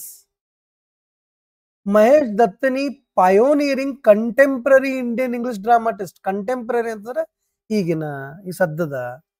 Known for plays like Dance Like a Man and Final Solutions.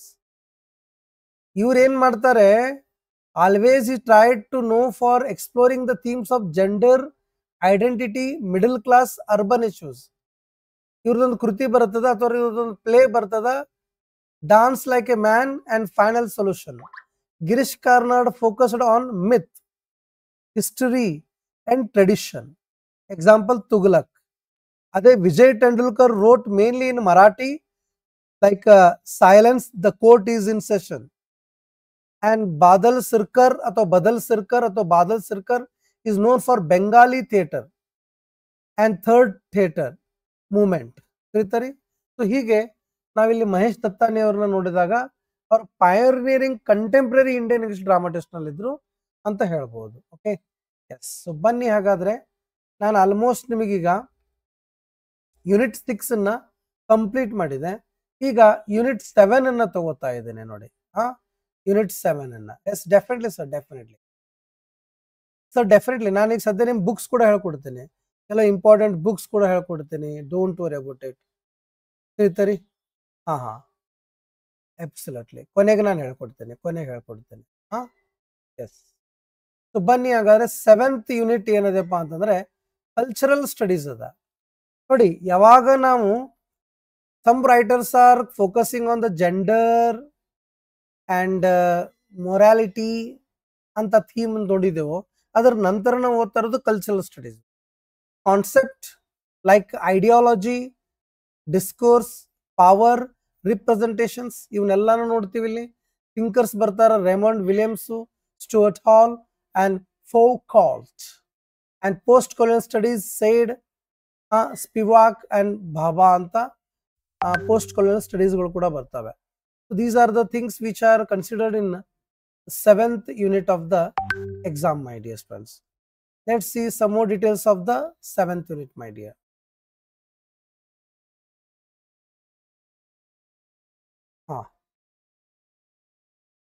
ನಾ ಏನು ಪಾಯಿಂಟ್ಸ್ ಹೇಳತ್ತಲ್ಲ, ಇವನಿಷ್ಟು ಪಾಯಿಂಟ್ಸ್ ನೀವು ಓದ್ಕೊಂಡ್ಬಿಟ್ರೆ ಸಾಕು.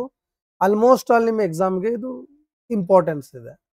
ಆಯ್ತಾ? ನಾನು ಯಾಕೆ ಇನ್ನು ಓರಿಯಂಟೇಷನ್ ಈ ಥರ ಮಾಡ್ತಾ ಇದ್ದೇನೆ ಅಂತಂದರೆ, ಒಂದು ಮೊದಲು ಐಡಿಯಾ ಸಿಗುತ್ತೆ ನಿಮಗೆ ಏನು, ಹೇಗೆ, ಹೆಂಗ ಅಂತ ಹೇಳಿ. ಈಗ ನಾನು ಇಲ್ಲಿ ತೋರಿಸ್ತಾ ಇರುವಂಥ ಪ್ರತಿಯೊಂದು ಟಾಪಿಕ್ಸ್ಗಳು ನಿಮಗಿದು PUಗೂ ಹೆಲ್ಪ್ ಆಗುತ್ತಾ, ನೆಟ್ಗೂ ಹೆಲ್ಪ್ ಆಗುತ್ತಾ. These things will be as equal as in all other exams except KCET which you represented are which you are expecting right now from me. ನನ್ನಿಂದ ನೀವೇನು ಎಕ್ಸ್ಪೆಕ್ಟ್ ಮಾಡ್ತಾ ಇದ್ದೀರೋ ಈಗ ಸದ್ಯದ ಸಮಯದಲ್ಲಿ ಅದನ್ನು ಬಿಟ್ಟು ಬೇರೆ ಎಕ್ಸಾಮ್ಸ್ಗಳಿಗೂ ಸಂಬಂಧ ಬರ್ತದೆ, ನೆನ್ಪಿಟ್ಟು. ಕಲ್ಚರಲ್ ಸ್ಟಡೀಸ್ ನೀವು ಯಾವಾಗಾರ ಕೆಲವೊಂದು ಮೀರಾಬಾಯಿ, ಆಮೇಲೆ ಕಬೀರ್ ದಾಸ, ಆಮೇಲೆ ಮತ್ತು ಬೇರೆ ಬೇರೆ ಬೇರೆ ರೈಟರ್, ನಾವು ಥಿಂಕರ್ಸ್ ಬಗ್ಗೆ, ಐಡಿಯಾಲಜಿಸ್ಟ್ಗಳ ಬಗ್ಗೆ ನಾವು ಓದ್ತಾ ಇರುವಂಥ ಸಂದರ್ಭದಲ್ಲಿ ಕೆಲವೊಂದು ವರ್ಡ್ಸ್ಗಳು ಬರ್ತಾವ. ಏನಪ್ಪ ಅಂದರೆ ಹಾರ್ಮನಿ ಅಂತ ವರ್ಡ್ ಬರ್ತದೆ. 6th ಸ್ಟ್ಯಾಂಡರ್ಡ್ನಾಗ ಒಂದು ಭಕ್ತಿ ಮೂಮೆಂಟ್ ಅಂತ ಒಂದು ಟಾಪಿಕ್ ಬರ್ತದೆ. ಅಲ್ಲೆಲ್ಲ ಇವನ್ನೆಲ್ಲ ಓದಿದ್ದು ನಾವು ಈಗಾಗಲೇ. ಬಟ್ ಇನ್ನು ಇಂಗ್ಲೀಷ್ ಲಿಟ್ರೇಚರ್ನಲ್ಲಿ ಏನು ಸಂಬಂಧ ಬರ್ತದೆ ಅದನ್ನ ನೋಡ್ತಾ ಇದ್ದೀವಿ. Key terms like ideology, hegemony and power, Raymond Williams culture and society, Stuart Hall representation and identity, Michael Foucault discourse and power, Edward Said orientalism, and Gayatri Spivak subaltern studies or subaltern antu anತಾರೆ. Homi Bhabha, hybridity and mimicry, popular culture and media studies, gender and sexuality studies, Dalit and caste studies in literature. So these are the most essential topics which should be covered to be the part of this exam as close as possible. ಈ ಎಕ್ಸಾಮದ ಅತಿ ಹತ್ತಿರರಿದ್ದಲ್ಲಿ ರೀತಿಯಲ್ಲಿ ನಾವೇನಾದರೂ ಇದನ್ನ tackle ಮಾಡ್ಬೇಕಂತ ಪ್ರಯತ್ನ ಪಟ್ರೆ ನಾವು ಈ ಒಂದು ಪ್ರಶ್ನೆಗಳನ್ನ ಅಥವಾ ಟಾಪಿಕ್ಸ್ ಗಳನ್ನ ಕವರ್ ಮಾಡಲೇಬೇಕು regarding the topic are unit 7 my dear students. ಬನ್ನಿ ಹಾಗಾದ್ರೆ ಇದ್ರ ಮೇಲೆ ಒಂದೆರಡು ಕ್ವಶನ್ ಕೇಳ್ತೀನಿ. ನಿಮಗೆ ಈ ಒಂದು ಯೂನಿಟ್ ಮೇಲೆ ಎಷ್ಟು ಗ್ರಿಪ್ ಇದೆ ಅನ್ನೋದನ್ನ ಡಿಸಿಷನ್ ತಗೊಳ್ಳಿಕ್ಕೆ ಈಸಿ ಆಗತ್ತ. ಅರ್ಥ ಆಯ್ತಾ ರೀ? ಡೆಫಿನೆಟ್ಲಿ ಬೇರೆ ಬೇರೆ ಸ್ಟೇಟ್ದ ಒಂದು ಸೆಟ್ಗಳ ಪೇಪರ್ ಅನ್ನು ಕೂಡ ನಾನು ನಿಮ್ಮ ಜೊತೆ ಸಾಲ್ವ್ ಮಾಡ್ತೇನೆ. Don't worry about it. Definitely sir, definitely. Who among the following cultural theorists or theorists is mostly closely associated with the concept of Orientalism or Orientalism? ಇದೆ ಈಗ ನಾನು ಹೇಳ್ಕೊಟ್ಟಿದ್ದೇನೆ. ಓರಿಯೆಂಟಲಿಸಮ್ಗೆ ಸಂಬಂಧಪಟ್ಟವ್ರು ಯಾರು? Very good, very good, very good Dyamakka. You are doing very well. After this class you call me, madam. After this class you call me, okay? Yes, absolutely. Poll ಬಂದಿದೆ ನೋಡಿ.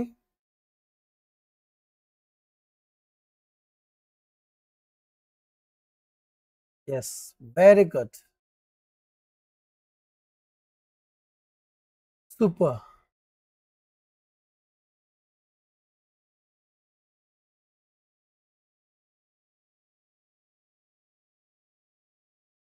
Yes, absolutely. So ನೋಡ್ತಾ ಇದ್ದಾರೆ the right answer is Edward Said ಬರ್ತದ. ನೆನಪಿರ್ಲಿ, ನಾನು ಇದೇ ಈಗ ತಾನೇ ನಾನು ಹೇಳ್ಕೊಟ್ಟಿದ್ದೆ. 5th number Edward Said orientalism ತಿಳಿತಾ? ಎಸ್, ನೋಡಿ ಅಂದ್ರೆ ಅಬ್ಸರ್ವೇಷನ್ ಇಂಪಾರ್ಟೆಂಟ್ ಇರಬೇಕು ಅಂತ ನಾನು ಹೇಳ್ತಾ ಇದ್ದೇನೆ. Edward Said Orientalism in 1978 critiques how the West constructed the East as the other to assert cultural and political dominance. Raymond Williams focused on culture and society. Stuart Hall represents the identity.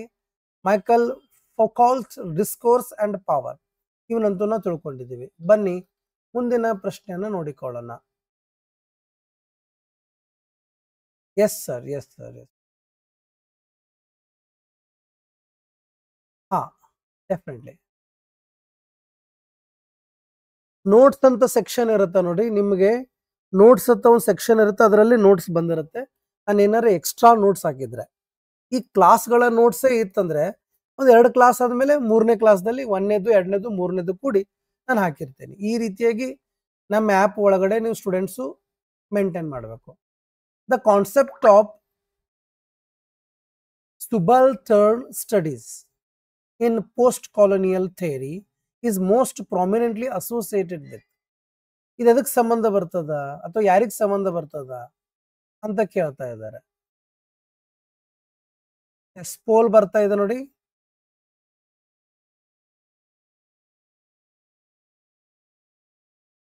Thank you sir, thank you very much. No, no, no, no, no, no, no.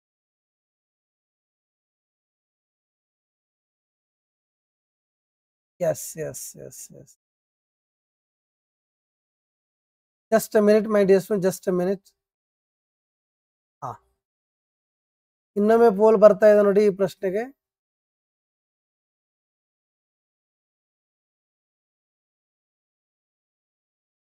Yes. Absolutely right. Hello madam, ಸ್ವಲ್ಪ ನಾನು class ತೊಗೊಂಡಿದ್ದೀನಿ, class ಮುಗಿದ್ಮೇಲೆ ಕಾಲ್ ಮಾಡ್ತೇನೆ madam. So see, like this, my dear friends, we can able to understand that the concept of subaltern or subaltern studies is post-colonial theory is most prominently associated with Gayatri Chakravarti Spivak. We can see here some details regarding this question and other options. Yes. Spivak's essay, Can the Subaltern Speak? 1988 is foundational for subaltern studies. Homi Bhabha, Hybridity and Mimicry, Michael Foucault, Power and Discourse, Frantz Fanon, Colonial Psychology and Liberation Struggles ಬಗ್ಗೆ ಬರುತ್ತೆ. ಅದಕ್ಕೆ B is the right option. S sir, yes sir. ಬನ್ನಿ ಹಾಗಾದ್ರೆ 7th topic ಅನ್ನ ಅಥವಾ unit ಅನ್ನ ಮುಗಿಸಿದ ಮೇಲೆ, ಸೊ ನಾವು we moving to very confusing and very, very, very interesting, but for some students it looks like boring, but it is necessary to be the part of English literature. ನೋಡಿ ನಾನು ಹೇಳ್ತಿದ್ದೀನಿ, English ಲಿಟ್ರೇಚರ್ದಲ್ಲಿ ನೀವೇನಾದರೂ ಬದುಕಬೇಕು ಅಥವಾ ಬದುಕನ್ನು ಕಟ್ಟಬೇಕು ಅಂತ ಇದ್ದರೆ ಈ ಯೂನಿಟ್ ಅನ್ನ ತುಂಬಾ ಚೆನ್ನಾಗಿ ಓದ್ಕೊಳ್ಳೇಬೇಕು. ನಾನು ಹೇಳ್ತಾ ಇರೋದು ಸತ್ಯ ಇತ್ತಂತಂದ್ರೆ ತಿಳಿತರಿ, ನೀವು ನನಗೆ ಎಸ್ ಅಂತ ಅನ್ಬೋದು. Yes, definitely.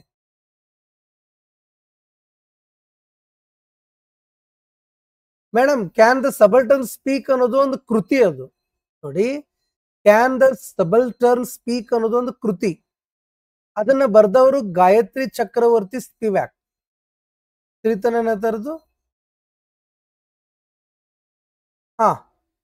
ಎಸ್. ಸಬಲ್ಟರ್ನ್ ಸ್ಪೀಕ್ ಅಂತಂದ್ರೆ ಅದೊಂಥರ ಐಡಿಯಾ. ಅದು ಯಾರ ಐಡಿಯಾ ಅಂತಂದ್ರೆ ಗಾಯತ್ರಿ ಚಕ್ರವರ್ತಿ ಅವರ ಎಸ್ಸೆ ಬರುತ್ತಲ್ಲ, ಕ್ಯಾನ್ ದ ಸಬಲ್ಟರ್ನ್ ಸ್ಪೀಕ್, ಆ ತರ ಇದೊಂದು ಹಿಸ್ಟೋರಿಕಲ್ ಆಗತ್ತೆ. ತಿಳಿತರಿ, ಇದೊಂದು ಟರ್ಮ್ ಅದಲ್ಲ ಸಬಲ್ಟರ್ನ್ ಅನ್ನೋದು. ತಿಳಿತರಿ, ಇದೊಂದು ವಾಯ್ಸ್ ಅಂತ ಆಗತ್ತ. ಇದನ್ನ ಆಕ್ಚುಲಿ ಮೊದಲ ಬಾರಿಗೆ ಹೇಳಿದವರು ಯಾರಪ್ಪ ಅಂತಂದ್ರೆ ಆಂಟೋನಿಯೋ ಗ್ರಾಮ್ಸ್ಕಿ ಅಂತ ಬರ್ತಾರೆ.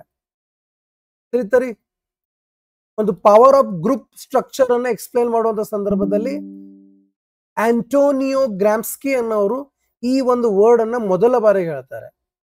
ತಿಳಿತರಿ, ದಟ್ಸ್ ಕಾಲ್ಡ್ ಸಬಲ್ಟರ್ನ್ ಸ್ಪೀಕ್ ಅನ್ನೋದು. ಇದೊಂದು ವಾಯ್ಸ್. ತಿಳಿತರಿ, ಇದೊಂದು ಪವರು, ಇದೊಂದು ಐಡಿಯಾ ಅಂತ ನಾವು ಹೇಳ್ಕೋಬಹುದು. ತಿಳಿತಾ? Okay, next point number 8. Literary criticism ಒಳಗಡೆ ಕ್ಲಾಸಿಕಲ್ ಬರ್ತದ. ನಾವೇನು ಗ್ರೀಕ್ ಲಿಟ್ರೇಚರ್ ಅದು ಓದ್ತಿಲ್ಲ, ಅವೆಲ್ಲಾನು ಬರ್ತಾವೆ ಇದರಲ್ಲಿ. ಮತ್ತೆ ತಿಳಿತರಿ, ಅವೆಲ್ಲಾನು ಬರುತ್ತೆ ಮತ್ತೆ ಒಳ್ಳೆ. ಎಸ್ ಸರ್, ಹೌದು ಹೌದು.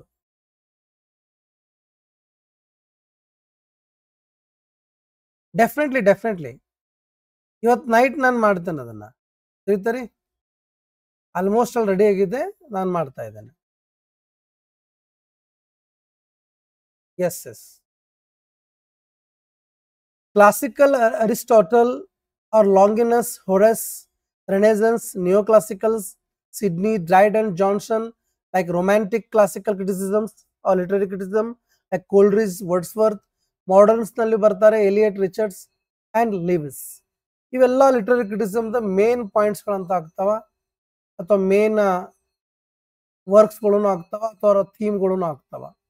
ಸೊ ಇನ್ನು ಇಲ್ಲೂ ಇದಾವ ನೋಡಿ, Aristotle's Poetics, tragedy and catharsis, Longinus, sublimity, Horace, didactic function, Sidney, defense of poesy, Dryden, neoclassical criticism, Johnson, preface to Shakespeare, Wordsworth and Coleridge, romantic criticism, Matthew Arnold, the Touchstone method, and T.S. Eliot, tradition and individual talent, and F.R. Lewis and new criticism. ಇವೆಲ್ಲ most essential topics should be covered for this exam regarding the literary criticism, 8th unit. My dear students, ಬನ್ನಿ ಇದ್ರ ಮೇಲೇನು ಕೂಡ. Yes sir, ಹೌದೌದು, ಬರುತ್ತೆ ಬರುತ್ತೆ sir, ಬರುತ್ತೆ. Okay, ಬನ್ನಿ ಹಾಗಾದ್ರೆ ಇದು ಟಾಪಿಕ್ ಮೇಲೆ ಒಂದೆರಡು ಕ್ವಶನ್ಸ್ ಅನ್ನ ನಾನು ನಿಮಗೆ ಕೇಳಲಿಕ್ಕೆ ಪ್ರಯತ್ನ ಪಡ್ತೇನೆ. ನೋಡೋಣ ಯಾರ್ಯಾರ ಆನ್ಸರ್ ಅನ್ನ ಕೊಡ್ತೀರಾ.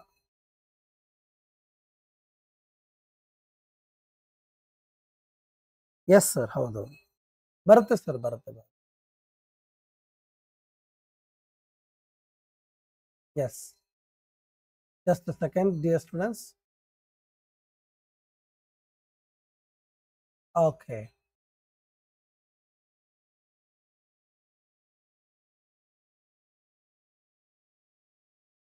Which of the following concepts is central to Aristotle's poetics?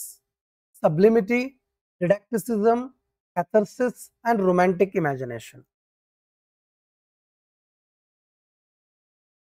Yes, absolutely. Very good, Damak ಅವರೇ. ತುಂಬಾ ಚೆನ್ನಾಗಿ ಓದ್ತಾ ಇದ್ದೀರಾ.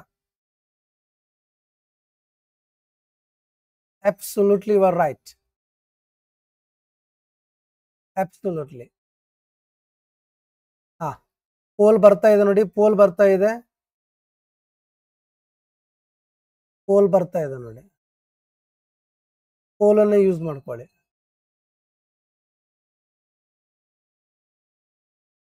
ಒಟ್ಟಾರೆ ಅರಿಸ್ಟಾಟಲ್ ಅವರ ಒಂದು ಕಾವ್ಯ ಮೀಮಾಂಸೆ ಅಥವಾ ಕಾವ್ಯ ಮೀಮಾಂಸೆಗೆ ಈ ಕೆಳಗಿನ ಯಾವ ಒಂದು ಕಲ್ಪನೆ ಪರಿಕಲ್ಪನೆ ಕೇಂದ್ರ ಬಿಂದು ಆಗಿದೆ ಅಂತ ಹೇಳ್ತಾರೆ. ಉತ್ಕೃಷ್ಟತೆ ಇರ್ಬೋದು, ಸಬ್ಲಿಮಿಟಿ ಅಂದ್ರೆ ಉತ್ಕೃಷ್ಟತೆ, ಡಿಡಾಕ್ಟಿಸಿಸಮ್ ಅಂದ್ರೆ ನೀತಿ ಬೋಧನೆ ಆಗತ್ತಾ ನೋಡಿ.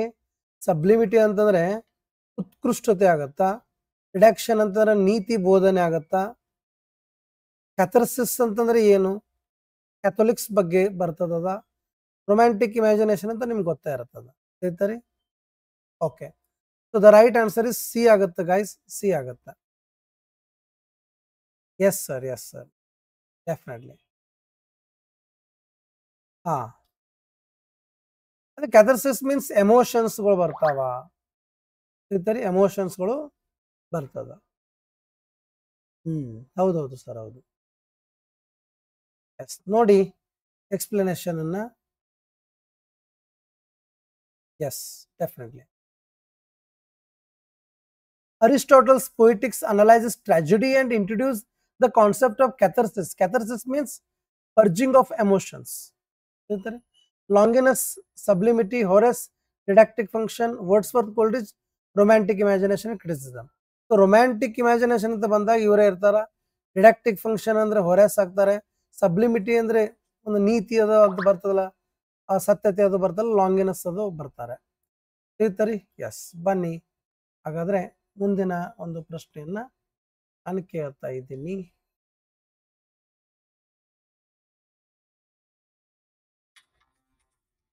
S, just sir. Yes, exactly. Yes, exactly. The way you approach the words, on the basis of that you can able to remember them. ಹೇಳ್ತಾರಿ. ಈಗ ನೋಡಿ, ಪೊಯಿಟಿಕ್ಸ್ ನಲ್ಲಿ ಏನಾಗಿದೆ, analyse tragedy and introduce the concept of catharsis ಅಂದ್ರೆ emotions. Emotions ಇವೆಲ್ಲ ಎಲ್ಲಿ ಬಂದ್ಬಿಡ್ತಾವ, almost comedy tragedy ಒಳಗಡೆನೆ ಬರ್ತಿರ್ತಾವ. ಹೇಳ್ತಾರೆ. ಸೊ ಕ್ಯಾಥರ್ಸಿಸ್ ಅನ್ನೋದು ಒಂದು ಟೈಪ್ ಆಫ್ ಎಮೋಷನ್ಸ್ ಬರ್ತದ, which is one of the parts of tragedy only, ಅಥವಾ ಡ್ರಾಮಾಸ್ ಅಂತೂ ತಗೋಬಹುದು ನಾನು ಅಷ್ಟಕ್ಕೆ. Next, who among the following critics proposed the touchstone method for evaluating poetry? Very simple question.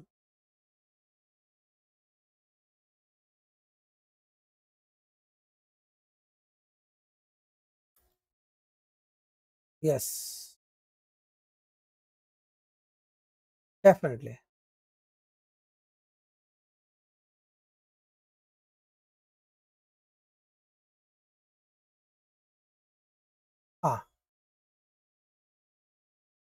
Okay, poll ಬರ್ತಾ ಇದೆ ನೋಡ್ರಿ ಈ ಪ್ರಶ್ನೆಗೆ. ಎಕ್ಸಾಕ್ಟ್ಲಿ, ಅಲ್ಲಿದೆ ನೋಡ್ರಿ, ಪರ್ಜಿಂಗ್ ಅಂತ ಐತಲ್ಲ, ಅದೇ same purging emotion. Almost we see in Sophocles also.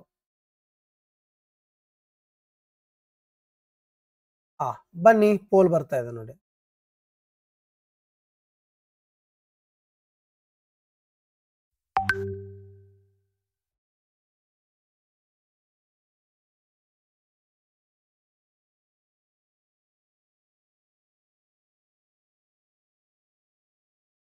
Very good, Damak ಅವರೇ, you are doing very good. Your score is very good, almost. Who among the following critics proposed the touchstone method for evaluating the poetry? Definitely that is Matthew Arnold. ಯಾರು? Matthew Arnold ಅಂತ ಬರುತ್ತೆ. ಹೇಳ್ತಾರೆ Matthew Arnold. Definitely sir, definitely.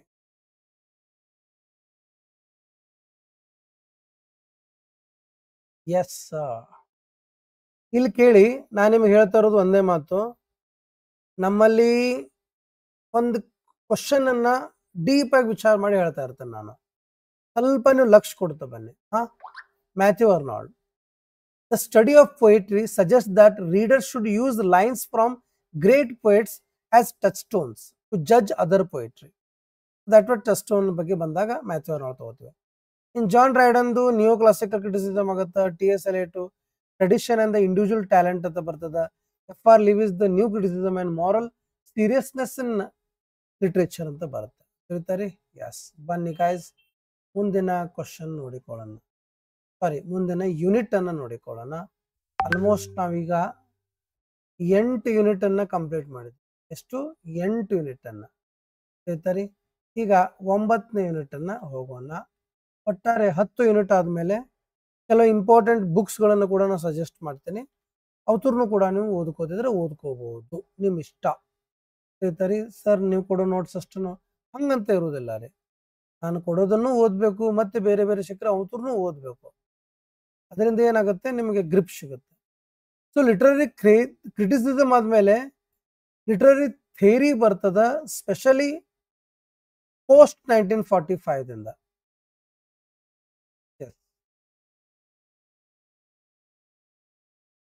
S, obviously structuralism, post structuralism, deconstruction of Derrida, psychoanalysis like Freud and Lacan, feminism, Marxism, and postmodernism, eco-critics or criticism, Dalit literature, and subaltern studies. ನೋಡಿ ಬಂತ್ ನೋಡಿ ಅರ್ಚನಾ ಅವರೇ, ತಿಳಿತಾ?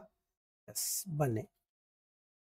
ಅಂದ್ರೆ topic wise ಮಾಡ್ಕೋತ ಬರ್ತಾ ಇದೆ. ನೋಡ್ರಿ, ನಾವೀಗ ಕರ್ನಾಟಕದ ಇತಿಹಾಸದ ಪುಸ್ತಕವನ್ನ ಓದ್ರೆ ಮನೆತನದ ಮೇಲೆ ಇತಿಹಾಸದ ಕಾನ್ಸೆಪ್ಟ್ಸ್ ಗಳನ್ನ ಕೊಟ್ಟಿರ್ತಾರೆ. ಅದೇ ನೀವೇನಾದ್ರೂ ಸೆಂಟ್ರಲ್ ಲೆವೆಲ್ದು NCERT ಬುಕ್ಸ್ ಓದಿದ್ರೆ ಅವ್ರು ಮನೆತನದ ಮೇಲೆ ಪುಸ್ತಕಗಳನ್ನ, ಪಾಠಗಳನ್ನ ಡಿಸೈನ್ ಮಾಡಿರೋದಿಲ್ಲ. ಅವ್ರು ಮಾಡಿರುವಂತಹ ಪುಸ್ತಕಗಳು ಹೆಂಗದಪ್ಪ ಅಂತಂದ್ರೆ, ಅಲ್ಲಿ ಬರುವಂತಹ ನೀತಿಗಳ ಮೇಲೆ, ತತ್ವಗಳ ಮೇಲೆ, ಸಂಸ್ಕೃತದ ಮೇಲೆ, ಸಂಪನ್ಮೂಲದ ಮೇಲೆ, ಹೋರಾಟದ ಮೇಲೆ, ಅವ್ರು ಮಾಡಿರುವಂತಹ ವಾಸ್ತುಶಿಲ್ಪದ ಮೇಲೆ ಒಂದೊಂದೊಂದೊಂದೊಂದೊಂದೊಂದು ಲೆಸನ್ಸ್ಗಳು ಮಾಡಿರ್ತಾರ. ಆ ಕಾನ್ಸೆಪ್ಟ್ ದಿಂದ ಯಾರು ಕಲ್ಕೋತ ಬಂದಿರ್ತಾರೋ ಅವ್ರಿಗೆ ಏನಾಗ್ಬಿಡ್ತದ, ಇದು ಈಸಿ ಆಗಿಬಿಡ್ತದ. ಯಾವುದು? ಈ ತರ ಸಿಲೆಬಸ್ ಅನ್ನ ಕೊಟ್ಟಂಗ. ಮತ್ತೆ ಆಕ್ಚುಲಿ ಅವ್ರು ಕೊಟ್ಟಿದ್ದು ಸಿಲೆಬಸ್ ಅಲ್ಲ. ಅವ್ರು ಡ್ರಾಮಾ ಅಂದ್ರೆ ಏನ್ ಓದ್ಬೇಕು? That is not syllabus, that is called curriculum. Please try to learn first the difference between curriculum and syllabus. Curriculum ಅನ್ನ UGC ದವರು ಕೊಟ್ಟಿದ್ದಾರೆ. ಆ ಕರಿಕ್ಯುಲಮ್ ಅನ್ನ ಒಂದು ಯೂನಿವರ್ಸಿಟಿ ಕೊಟ್ಟ ಮೇಲೆ ಯೂನಿವರ್ಸಿಟಿ, ಆಯಾ ಯೂನಿವರ್ಸಿಟಿಗಳನ್ನ ನಾವು ಝೋನಲ್ ವೈಸ್ ಮಾಡಿದ್ದೀವಿ. ಆ ಝೋನ್ಗೆ ಹತ್ತಿರವಾದ ಜನಸಂಖ್ಯಾ, ದೇವರು, ಸಂಸ್ಕೃತಿ, ಸಂಪ್ರದಾಯ, ಅಲ್ಲಿರುವಂತ ಹಿರಿಮೆ, ಅಲ್ಲಿರುವಂತ ಮಾತು, ವಿಚಾರಗಳ ಆಧಾರದ ಮೇಲೆ ಆ ಯೂನಿವರ್ಸಿಟಿದವ್ರು ಏನ್ ಮಾಡ್ತಾರೆ, ಡ್ರಾಮಾ ಅಂತ ಬಂದಾಗ ಆ ಪ್ರಸಂಗದಲ್ಲಿ, ಆ ಪ್ರದೇಶದಲ್ಲಿ ಜನರಿಗೆ ಹೇಳಬೇಕಾದ, ಕೇಳಬೇಕಾದ, ತಿಳಿಸಬೇಕಾದಂತ ಕೃತಿಗಳನ್ನ ತಗೊಂಡು ಸಿಲೆಬಸ್ ಅನ್ನ ರೆಡಿ ಮಾಡ್ತಾರೆ. ಬಟ್ ನೀವು ಇಡೀ ಇಂಡಿಯಾದಲ್ಲಿನೇ ಪ್ರೊಫೆಸರ್ ಆಗ್ಬೇಕಂತ ಹೋಗ್ತಾ ಇದ್ದೀರಾ, assistant professor. You may be the English professor in Karnataka or any state if you write for exams such as some central government exams. ಆ ಕಾರಣಕ್ಕಾಗಿ ಅವರು ಇಡೀ ಇಂಡಿಯಾದನ್ನ ಓದ್ಬೇಕಂತ ಹೇಳ್ತಾರ. when it comes to English, every word. Definitely Dyamakka ಬಡಿಗೇರವರ, definitely ಪ್ರತಿಯೊಂದನ್ನು MCQ ತಗೊಂಡ್ಬರ್ತೇನೆ ನೋಡಿ. ಈಗ ನಾನು ಹೇಳ, ನೀವು ಯಾರ್ಯಾರು 9,000 ರೂಪಾಯಿ ಕೊಟ್ಟು ಕ್ಲಾಸಿಗೆ ನಮ್ಮಲ್ಲಿ ಜಾಯ್ನ್ ಆಗಿದ್ರಲ್ಲ, ಈಗ ನೀವು ಎಲ್ಲರೂ ಬೋನಸ್ ತಗೊಂಡಂಗೆ. ಈಗ ಸದ್ಯ ನೀವು ಈ ಕಡೆ MCQ ಆಧಾರದಲ್ಲಿ ಎಕ್ಸ್ಪ್ಲನೇಷನ್ ಅನ್ನು ಕಲ್ಕೋತ ಹೋಗ್ತೀರಾ. ಇದು MCQ ಮುಗಿದ ತಕ್ಷಣ ಮತ್ತೆ ಥಿಯರಿ ಬಂದ್ಬಿಡ್ತದ. ಯಾವಾಗ ಥಿಯರಿ ಆಗುತ್ತೋ ಆಟೋಮೆಟಿಕ್ಲಿ ಎಲ್ಲಾ ಸಿಲೆಬಸ್ ಕಂಪ್ಲೀಟ್ ಮಾಡ್ತಾನೋ, ನೆಟ್ ಸೆಟ್ ಅಂತ ಕಂಪ್ಲೀಟ್ ಅದಾದ್ಮೇಲೆ ನಾನು ಈಗಾಗಲೇ ಹೇಳೇ ಕೊಟ್ಟಿದ್ದೇನೆ PU ಲೆಕ್ಚರ್ಗಂತ. ಇದ್ರನ್ನೆಲ್ಲ ಮುಗಿಸಿದ ಕೂಡಲೇ ಅದರೊಳಗಿಂದ ಒಂದು 4-5 ಸೆಲೆಕ್ಟೆಡ್ ಅದಾವ. PU ಲೆಕ್ಚರ್ನಾಗ ಒಂದು 4-5 ಕೃತಿ ಎಕ್ಸ್ಟ್ರಾ ಬರ್ಬೋದು. ಅವನ್ನ ಕಂಟ್ರೋಲ್ ಮಾಡ್ಕೊಂಡ್ಬಿಟ್ರೆ PUನ ಮುಗಿತು, PU appoint definitely. But this plan should be executed as good as possible and as good as possible ಜೊತೆ ನೀಟ್ಲಿ. ತಿಳಿತಾ? ಎಸ್ ಡೆಫಿನೆಟ್ಲಿ ನಾನು ಮಾಡ್ತಾ ಇರುವಂತ ಯೋಚನೆ ಅಥವಾ ಪ್ಲಾನು ಅಥವಾ ಸ್ಟ್ರಾಟಜಿ ಇದು ಸರಿ ಇದ್ರೆ ನೀವೆಲ್ಲರೂ ಎಸ್ ಅಂತ ಥಂಬ್ ಕೊಡ್ಬೋದು. ಬೇಗ ಬೇಗ ಬೇಗ.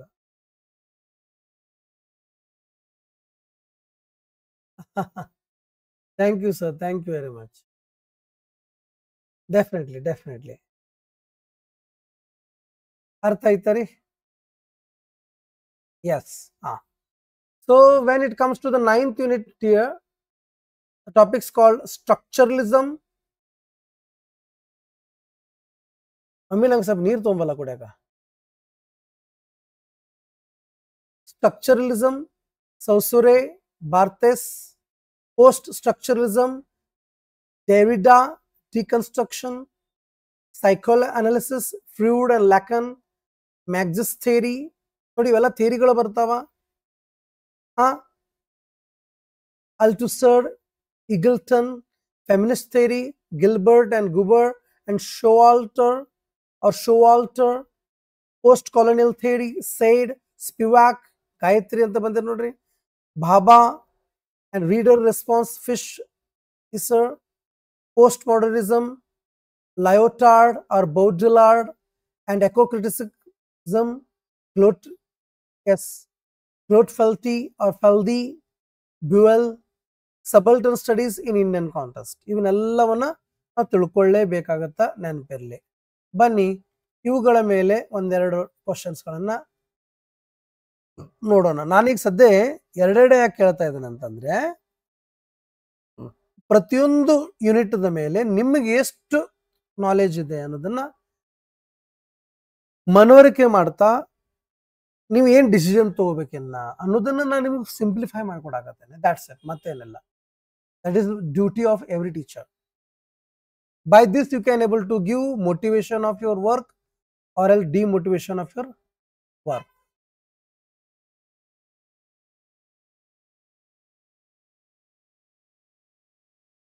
Who among the following is regarded as the founder of deconstruction in literary theory? Roland Barthes, Jacques Derrida, Michael Foucault, Louis Althusser. Yes, ತುಂಬಾ ಅಂದ್ರೆ ತುಂಬಾ ಸಿಂಪಲ್ ಆಗಿದೆ.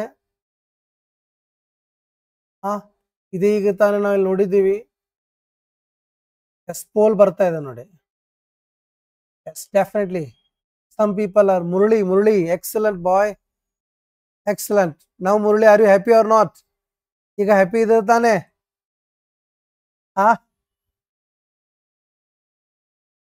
ಎಕ್ಸಲೆಂಟ್. ಕಾಂಪಿಟೇಷನ್ ನಡೆದದ. Very good, very good.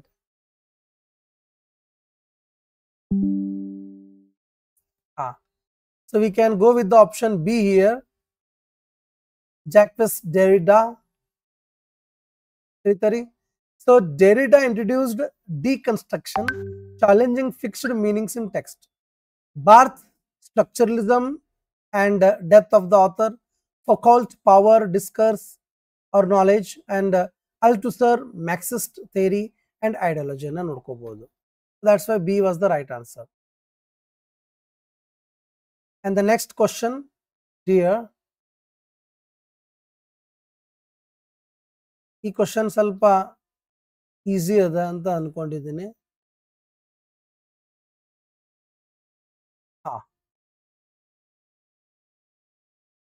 Which of the following critics is most closely associated with reader response theory? Yes, option ಬರ್ತಾ ಇದೆ ನೋಡಿ. Dhamaka, you are just awesome. You are just awesome. Yeah.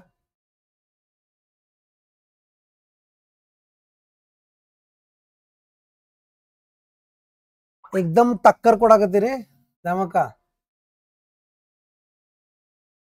Full ಟಕ್ಕರ್ ಕೊಡಾಕತ್ತೀರಿ ನೀವು.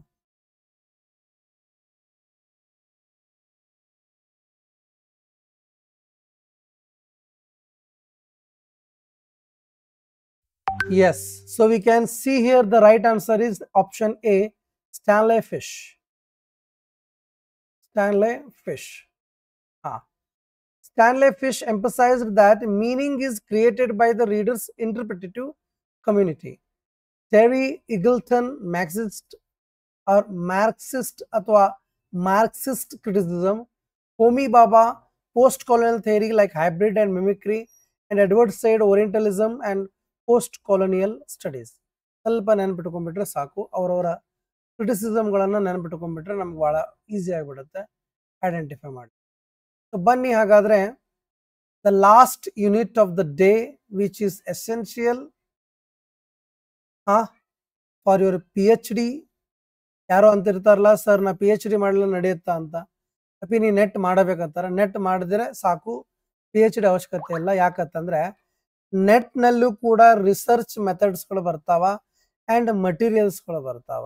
ಆ ಕಾರಣಕ್ಕಾಗಿ ಅವ್ರೇನಂತಾರೆ, ನೀವು PhD ಮಾಡೋ ಅವಶ್ಯಕತೆ ಇಲ್ಲ, ನೆಟ್ ಮಾಡಿದ್ರೆ ಅಂತ. ಅರ್ಥ ಆಯ್ತಾ ರೀ? Yes, come on. Research methodology in literature, MLA, APA, citation ಸ್ಟೈಲ್ಸ್ಗಳು ಬರ್ತಾವ. Bibliography, annotated bibliographies, research tools, online journals and data ಬೇಸಸ್ಗಳನ್ನು ಮಾಡ್ತಾವ. ಸೊ ಒಟ್ಟಾರೆ ಲಾಸ್ಟಿಗೆ ಇದು ರಿಸರ್ಚ್ ವರ್ಕನ್ನು ನೀವು ಮಾಡೋದಿರುತ್ತೆ. ಇದನ್ನು ನೀವು ನೆನ್ಪಿಟ್ಕೊಂಡ್ರೆ ಬಹಳ ಒಳ್ಳೆಯದು. ಹೇಳ್ತಾರೆ ಎಸ್. ಅಂದರೆ ಒಟ್ಟಾರೆ ಇಲ್ಲಿ ರೈಟಿಂಗ್ಸ್ಗಳು ಬರ್ತಾವ, ಪ್ಲ್ಯಾನಿಂಗ್ಸ್ಗಳು ಬರ್ತಾವ. ಹೇಳ್ತಾರೆ ಎಸ್ ಸರ್, ಎಸ್ ಸರ್. ಇದ್ರ ಮೇಲೇನೂ ಕೂಡ ನಾನು ನಿಮಗೆ ಒಂದೆರಡು ಕ್ವಶನನ್ನು ಕೇಳ್ತೀನಿ ಡೆಫಿನೆಟ್ಲಿ. ಎಸ್ ಸರ್, ಹೌದು. ಹಾಂ, ಅದೇ MLA ಸ್ಟೈಲ್ ಅಂತ ಒಂದು ಬರುತ್ತೆ. ಹೇಳ್ತಾರೆ yes, definitely. MLA style of documentation ಅಂತ ಬರ್ತದೆ.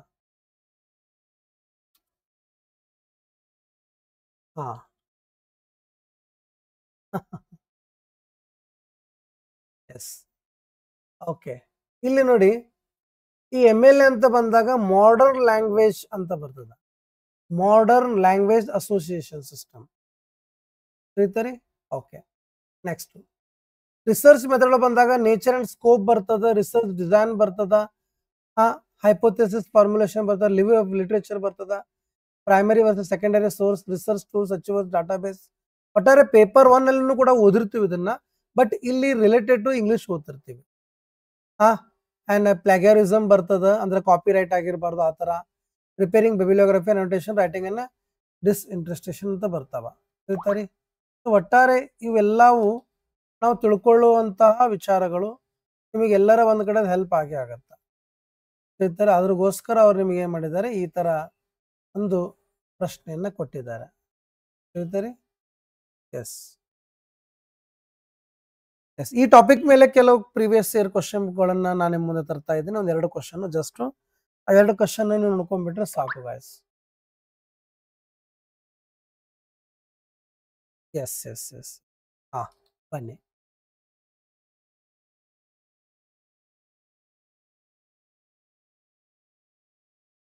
S. Which of the following is an example of a primary source in literary research? ಇವುಗಳಲ್ಲಿ ಯಾವುದು ಒಂದು ಪ್ರೈಮರಿ ಸೋರ್ಸ್ ಅಂತ ಅಂತಾರೆ? ಎಸ್, ಪೋಲ್ ಬರ್ತಾ ಇದೆ ನೋಡಿ. Yes, definitely sir, definitely.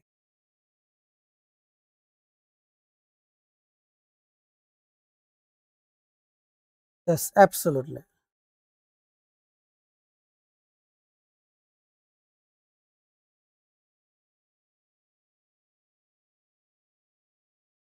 ಕ್ಲಾಸಿಗೆ ಕನ್ಸಿಸ್ಟೆಂಟ್ ಆಗಿ ಯಾರು ಅಟೆಂಡ್ ಆಗೋರು ಇಲ್ಲ ಇಲ್ಲಿಗ. ಎಸ್, ವೆರಿ ಗುಡ್ ದಮಕ್ ಅವರೇ, you are doing very well. ನೋಡಿ, ಯಾರ್ಯಾರ್ದು ಕೆಸೆಟ್ಟು ತಿಳಿತಾರೆ, ಕೆಸೆಟ್ದ ಅಭ್ಯರ್ಥಿಗಳಿದ್ದೀರಾ ಅಥವಾ ಕೆಸೆಟ್ಗೋಸ್ಕರ ಅಂತ ಪ್ರಿಪೇರ್ ಆಗ್ತಾ ಇದ್ದೀರಾ, ಈ ಸಲ ಕಪ್ ನಿಮ್ಮದೇ ಆಗಬೇಕು, ನೆನಪಿರಲಿ. ಆಯ್ತಾ? ಬಿಡಲ್ಲ, ರಿಸಲ್ಟ್ ಕೊಡಲೇಬೇಕು. ನಿಮ್ಮ ಜೊತೆ ಒಂದು ಒಳ್ಳೆಯದಾದಂತಹ ಇಂಟರ್ವ್ಯೂವನ್ನು ತಗೊಳ್ಳೇಬೇಕು ಅನ್ನುವಂಥ ಆಶಯವನ್ನು ಹೊಂದಿದ್ದೀನಿ. This 2 months we can do n number of hard work, my dear students. Okay. Shakespeare's play Hamlet primary source, original text, material, example, Hamlet. Secondary source, interpretation or analysis of primary text, example, critical analysis, research articles, and disinterpretation ಅಂತ ಬರ್ತದ.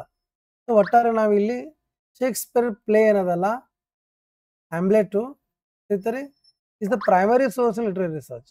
ಅದೇ ಒಂದು critic ಅಂತಂದ್ರೆ ಇದು primary ಆಗಂಗಿಲ್ಲ, research ಅಂದ್ರೆ primary ಆಗಂಗಿಲ್ಲ, ಡಿಸರ್ಟೇಷನ್ ಅಂತಂದ್ರೆ ಇದು ಆಗಲ್ಲ. ಇವೆಲ್ಲ ಏನ್ ಮಾಡಿದ್ದಾರೆ, ಅದ್ರ ಮೇಲೆ ಮತ್ತೊಂದು ಸ್ವಲ್ಪ ವರ್ಕ್ ಮಾಡಿದ್ದಾರೆ. ಅದೇ ಶೇಕ್ಸ್ಪಿಯರ್ ಪ್ಲೇ ಹ್ಯಾಮ್ಲೆಟ್ ಅನ್ನೋದಲ್ಲ, ಅದು ಆಸ್ ಇಟ್ ಈಸ್ ಅದ. ಅದಕ್ಕೆ ಬಿ ಆಪ್ಷನ್ ಏನದ, ಪ್ರೈಮರಿ ಸೋರ್ಸ್ ಅಂತ ಕರೀತಾರ. ಅಲ್ಲೇ ನಾವು ಪ್ರೈಮರಿ ಸೋರ್ಸು ಸೆಕೆಂಡರಿ ಸೋರ್ಸ್ ಅಂತ ಓದ್ತಿರ್ತೀವಿ, ಇಷ್ಟೇ, ಮತ್ತೇನಿಲ್ಲ. ಈಗ ಯಾರಾದರೂ critics of us you like it ಅಂದಾಗ ಅದು ಪ್ರೈಮರಿ ಆಗಂಗಿಲ್ಲ, ಸೆಕೆಂಡರಿ ಆಗತ್ತ ಅಥವಾ ರಿಸರ್ಚ್ ಪೇಪರ್ ಆಗತ್ತ, ಅದ್ರ ಮೇಲೆ ರಿಸರ್ಚ್ ಮಾಡಿರ್ತಾರ ಅಂತ ಹೇಳ್ಬೋದು. ತಿಳಿತರಿ? Yes, very good. ಬನ್ನಿ ಮತ್ತೊಂದು ಕ್ವಶನ್ ಕೇಳಿ. ತುಂಬಾ ಇಂಪಾರ್ಟೆಂಟ್ ಆದಂತ ಕೆಲವು ರೆಫರೆನ್ಸ್ ಬುಕ್ಸ್ ಗಳನ್ನ ಹೇಳ್ಕೊಡ್ತೀನಿ. ನಿಮಗೆ ಇಷ್ಟ ಆದ್ರೆ ಅವ್ರನ್ನು ಕೂಡ ನೀವು ನೋಡ್ಕೋಬಹುದು.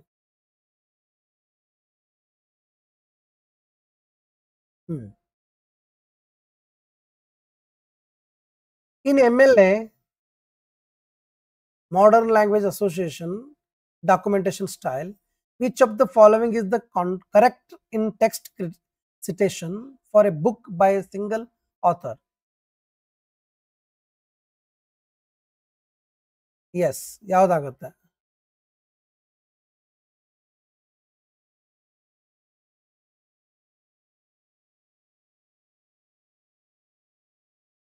ನೀವೇನಾದ್ರೂ ಸೆಂಟ್ರಲ್ ಯೂನಿವರ್ಸಿಟಿದಲ್ಲಿ ಡಿಗ್ರಿ ಅಥವಾ PG ಮಾಡಿದ್ರೆ ಇಂಥವೆಲ್ಲ ಸ್ವಲ್ಪ ನಿಮಗೆ ಐಡಿಯಾಸ್ಗಳು ಇರ್ತಿದ್ದು.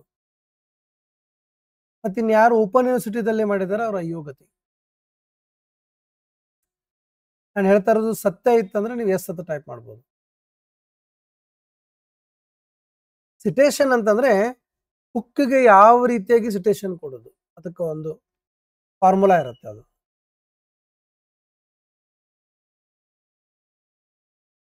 ಬನ್ನಿ. The right answer is, my dear students, here we can go with the B option. Got it? MLA uses author's surname plus page number without comma or pause. Or full stop attu anಬಹುದು. MLA uses author's surname plus page number. APA by contrast uses author year page. ಇಲ್ಲಿ P for page ಅಂತ ಆಗುತ್ತ. ತಿಳಿತರಿ? Okay, next ಇಲ್ಲಿ ನೋಡ್ರಿ, ಇದಕ್ಕೆ APA ಅಂತ ಕರೀತಾರ. Shakespeare author year and page, ಇದು APA. ತಿಳಿತರಿ? Definitely sir, definitely ಬರುತ್ತೆ ಸರ್, ಬರುತ್ತೆ. ನಾವ್ ಹೆಂಗ್ ತಿಳ್ಕೊಂಡು ಹೋಗ್ತು ಅದ್ರ ಮೇಲೆ ಬರುತ್ತೆ ಸರ್. ಅರ್ಥ ಆಯ್ತಾ? ಮತ್ ನಾವ್ ಅದನ್ನ ಅರ್ಥನೇ ಮಾಡ್ಕೊಳಕ್ ಹೋಗೋದಿಲ್ಲ ಅಂತಂದ್ರೆ ಏನ್ ಮಾಡೋದು, ನೀವೇ ಹೇಳಿ. ಏನು ಮಾಡ್ಲಿಕ್ಕೆ ಬರಲ್ಲ, ಆಯ್ತಾ?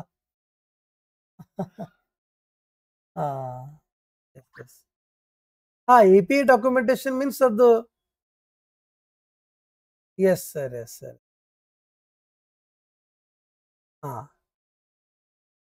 ನಾನು ಹೇಳ್ಕೊಡ್ತೇನೆ ಸರ್, ನಿಮ್ಗೆ ಹೇಳ್ಕೊಡ್ತೇನೆ. ಅರ್ಥ ಆಯ್ತಾರೆ? APA means American Psychological Association. ನೆನ್ಪಿಟ್ಕೊಂಡ್ಬಿಡಿ, APA stands for American Psychological Association. MLA stands for Modern Language Association. ತಿಳಿತರಿ? ಹೌದೌದು, ಡೆಫಿನೆಟ್ಲಿ. ನೋಡಿ, APA ಅನ್ನೋದು ಬರೋದು ಎಜುಕೇಶನ್ ಯೂಸ್ ಆಗ್ತದ, ಸೈಕಾಲಜಿಗಲ್ಲಿ ಯೂಸ್ ಆಗುತ್ತ, ಸೈನ್ಸ್ ನಲ್ಲಿ ಯೂಸ್ ಆಗುತ್ತ. ಅದನ್ನ MLA ಮಾಡ್ತೀವಿ, ಹ್ಯುಮ್ಯಾನಿಟೀಸ್ ಗಳಲ್ಲಿ ಯೂಸ್ ಮಾಡ್ಕೋತಿರ್ತೀವಿ. ತಿಳಿತರಿ? American Psychological Association. Okay, yes. So ಹೀಗೆ 10 ಯೂನಿಟ್ಸ್ ಗಳನ್ನ ನಾನು ಕಂಪ್ಲೀಟ್ ಮಾಡಿದ್ದೆ.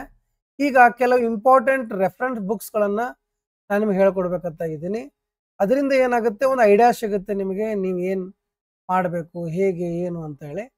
ಜಸ್ಟ್ ಒಂದು ಸಜೆಸ್ಟೆಡ್ ಬುಕ್ಸ್ಗಳು ಅದಾವ, ಇವು ಆಲ್ಮೋಸ್ಟ್ ಗೋರ್ಮೆಂಟ್ದಿಂದನೂ ಬಂದಾವ ಅಂತ ಹೇಳ್ಬೋದು. ತಿಳಿತರಿ? ಕೆಲವು ಪ್ರಿಪ್ರೇಷನ್ ಸ್ಟ್ರಾಟಜಿ ಅಂತೂ ಹೇಳ್ಬೋದು ನಾನು. ತಿಳಿತರಿ ನಾನು ಹೇಳ್ಕೊಡ್ತಿದ್ದೀನಿ. ಸೊ ಕೆಲವೊಬ್ರು ಹೆಂಗಿರ್ತಾರೆ ಪಾಪ, ಕೋಚಿಂಗ್ ತಗೊಳಿಕ್ ಆಗ್ತಿರೋದಿಲ್ಲ, ಅವ್ರಿಗೆ ಲೈಫ್ ನಲ್ಲಿ ದುಡ್ಡು ಅಂದ್ರೆ ಹೆಂಗ್ ಯೂಸ್ ತಗೋಬೇಕು ಅನ್ನೋದಿರಲ್ಲ, ಇಲ್ಲಪ್ಪ ಅಂದ್ರೆ ಅವ್ರ ಹತ್ರ ದುಡ್ಡೇ ಇರೋದಿಲ್ಲ. Cover core history of English literature chronologically, practice MCQs previous years and plus mock test. ಇದಕ್ಕೆ ನಾನು ಹೇಳಿದ್ದು ನಮ್ಮ ಹತ್ರ ಒಂದು MCQದೇ ತಿಳಿತರಿ ಪ್ರಾಕ್ಟೀಸ್ ಸೆಟ್ನೇ ಇದೆ. ಅದು ಹೆಂಗೆ ಅನ್ಲಿಮಿಟೆಡ್ ವಿದ್ಯಾರ್ಥಿಗಳೇ, ಅನ್ಲಿಮಿಟೆಡ್. ನಿಮ್ ಮುಂದೆನೆ ನಾನು ತೋರಿಸ್ತಾ ಇದ್ದೀನಿ ನೋಡಿ. ಯಾರ್ಯಾರು 9000 rupees ಕೊಟ್ಟು ಈಗಾಗಲೇ ಕ್ಲಾಸ್ ತಗೊಂಡಿದಿರೋ ನಿಮಗೆ ಇದು 1 year ವ್ಯಾಲಿಡಿಟಿ ಕೊಟ್ಟಿರ್ತೇನೆ ನಾನು. ಎಕ್ಸಾಂಪಲ್ ಇಲ್ಲಿದೆ ನೋಡ್ರಿ, ನೆಟ್ ಸೆಟ್ಗೋಸ್ಕರ ಇದು ಪ್ಯೂ ಲೆಕ್ಚರ್ಗೂ ಹೆಲ್ಪ್ ಆಗುತ್ತಾ. Daily 3 ಟೆಸ್ಟ್ಗಳು ನಡೆಸ್ತೀವಿ, 9 AM 3 PM 8 PM. ತಿಳಿತರಿ ಕೇವಲ 699 rupees ನಲ್ಲಿ ಇರುತ್ತೆ. Next practice MCQs, focus on critical theories and cultural studies, high weightage. Keep notes for Indian English literature writers and research methods, weekly revision in the mind maps. So ಒಟ್ಟಾರೆ ನಿಮಗೆ ನಾನು mind map ಕೂಡ ಕೊಡ್ಲಿಕ್ಕೆ ready ಇದ್ದೀನಿ. ಅರ್ಥ ಆಯ್ತಾ? Mind map ಕೂಡ ಕೊಡ್ತೀನಿ. ಪ್ರತಿಯೊಂದು ಟಾಪಿಕ್ ಮೇಲೆ ಮೈಂಡ್ ಮ್ಯಾಪ್ ಅನ್ನ ನಾನು ನಿಮಗೆ ನೋಟ್ ಸೆಕ್ಷನ್ ನಲ್ಲಿ ಹಾಕಿರ್ತೀನಿ ಆಪ್ ಒಳಗಡೆ. ಅರ್ಥ ಆಯ್ತಾ ನಾನು ಹೇಳ್ತಾ ಇರೋದು? ಆ ಒಂದು ಮೈಂಡ್ ಮ್ಯಾಪ್ ಮೇಲೆನೂ ಕೂಡ ನಾ ಕ್ಲಾಸ್ ಕೊಡ್ತೇನೆ ನಿಮಗೆ. ತಿಳಿತರಿ? ಅರ್ಥ ಆಯ್ತಾ? ನಾನು ಹೇಳ್ತಾ ಇರುವಂತ ಪ್ರತಿಯೊಂದು ಮಾತುಗಳು ನೀಟಂಗೆ ಕೇಳ್ತಾ ಇದ್ರೆ ಎಸ್ ಅಂತ ಟೈಪ್ ಮಾಡಿ. ತಿಳಿತಾ ಗೈಸ್? Definitely sir, definitely. ಅರ್ಥ ಆಯ್ತಾ ಎಲ್ಲರೂ? ಯಾರಿಗೆ ನಾ ಹೇಳೋದು ಅರ್ಥ ಆಗ್ತಾ ಇದೆ? ನಾನು ನಿಮಗೆ ಮೈಂಡ್ ಮ್ಯಾಪ್ ಅನ್ನ ಕೊಡ್ತೀನಿ. ತಿಳಿತರಿ? ಮೈಂಡ್ ಮ್ಯಾಪ್ ಅನ್ನ ಕೊಡ್ತಾ ಇದ್ದೀನಿ, ನೋಟ್ಸ್ ಕೊಡ್ತಾ ಇದ್ದೀನಿ. ಟೆಸ್ಟ್ ಸಿರೀಸ್ ಅಂತೂ ನಾನು ನಿಮಗೆ ನೋಡಿ, ನಮ್ಮ ಆಪ್ ದಲ್ಲೂ ಟೆಸ್ಟ್ ಸಿರೀಸ್ ಏನಿರ್ತಾವ ಅವೆಲ್ಲ ಫ್ರೀ ಇರ್ತಾವ. ಮತ್ ಯಾರಿಗೆ ಎಕ್ಸ್ಟ್ರಾ ಟೆಸ್ಟ್ ಸಿರೀಸ್ ಬೇಕಾಗಿದ್ದು ಅವ್ರು 699 ಕೊಟ್ಟು ಇದನ್ನ ತಗೊಳ್ರಿ.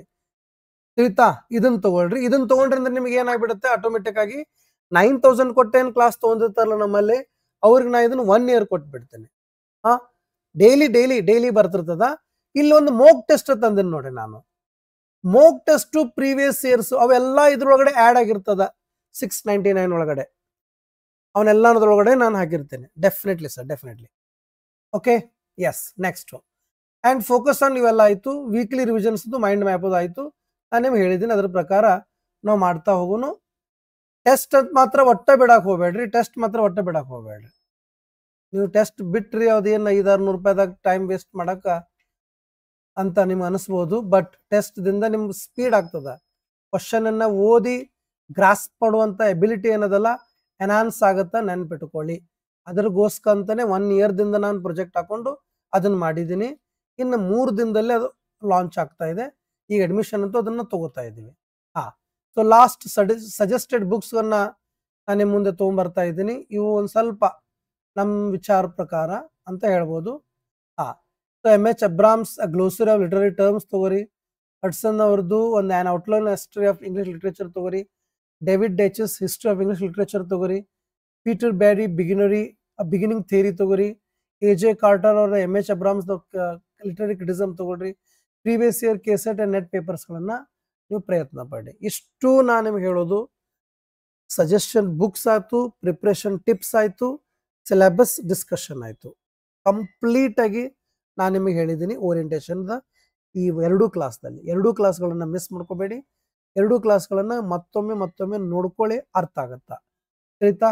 ಸೊ ಹಾಗಾದ್ರೆ ಬನ್ನಿ ಗೈಸ್, ಯಾಕೆ ತಡ, ಈಗಲೇ ಒಂದು ಟೆಸ್ಟ್ ಸಿರೀಸ್ಗಾದ್ರೂ ಜಾಯ್ನ್ ಆಗಿ. ಇಲ್ಲಪ್ಪ ಅಂತಂದ್ರೆ ನೀವು ಕಂಪ್ಲೀಟ್ MCQ ಥಿಯರಿ ಕ್ಲಾಸ್ ಅನ್ನ ಅಥವಾ ಕೇವಲ MCQ ಕ್ಲಾಸ್ ಅನ್ನ ಆದ್ರೂ ಅಟೆಂಡ್ ಆಗ್ಬೋದು.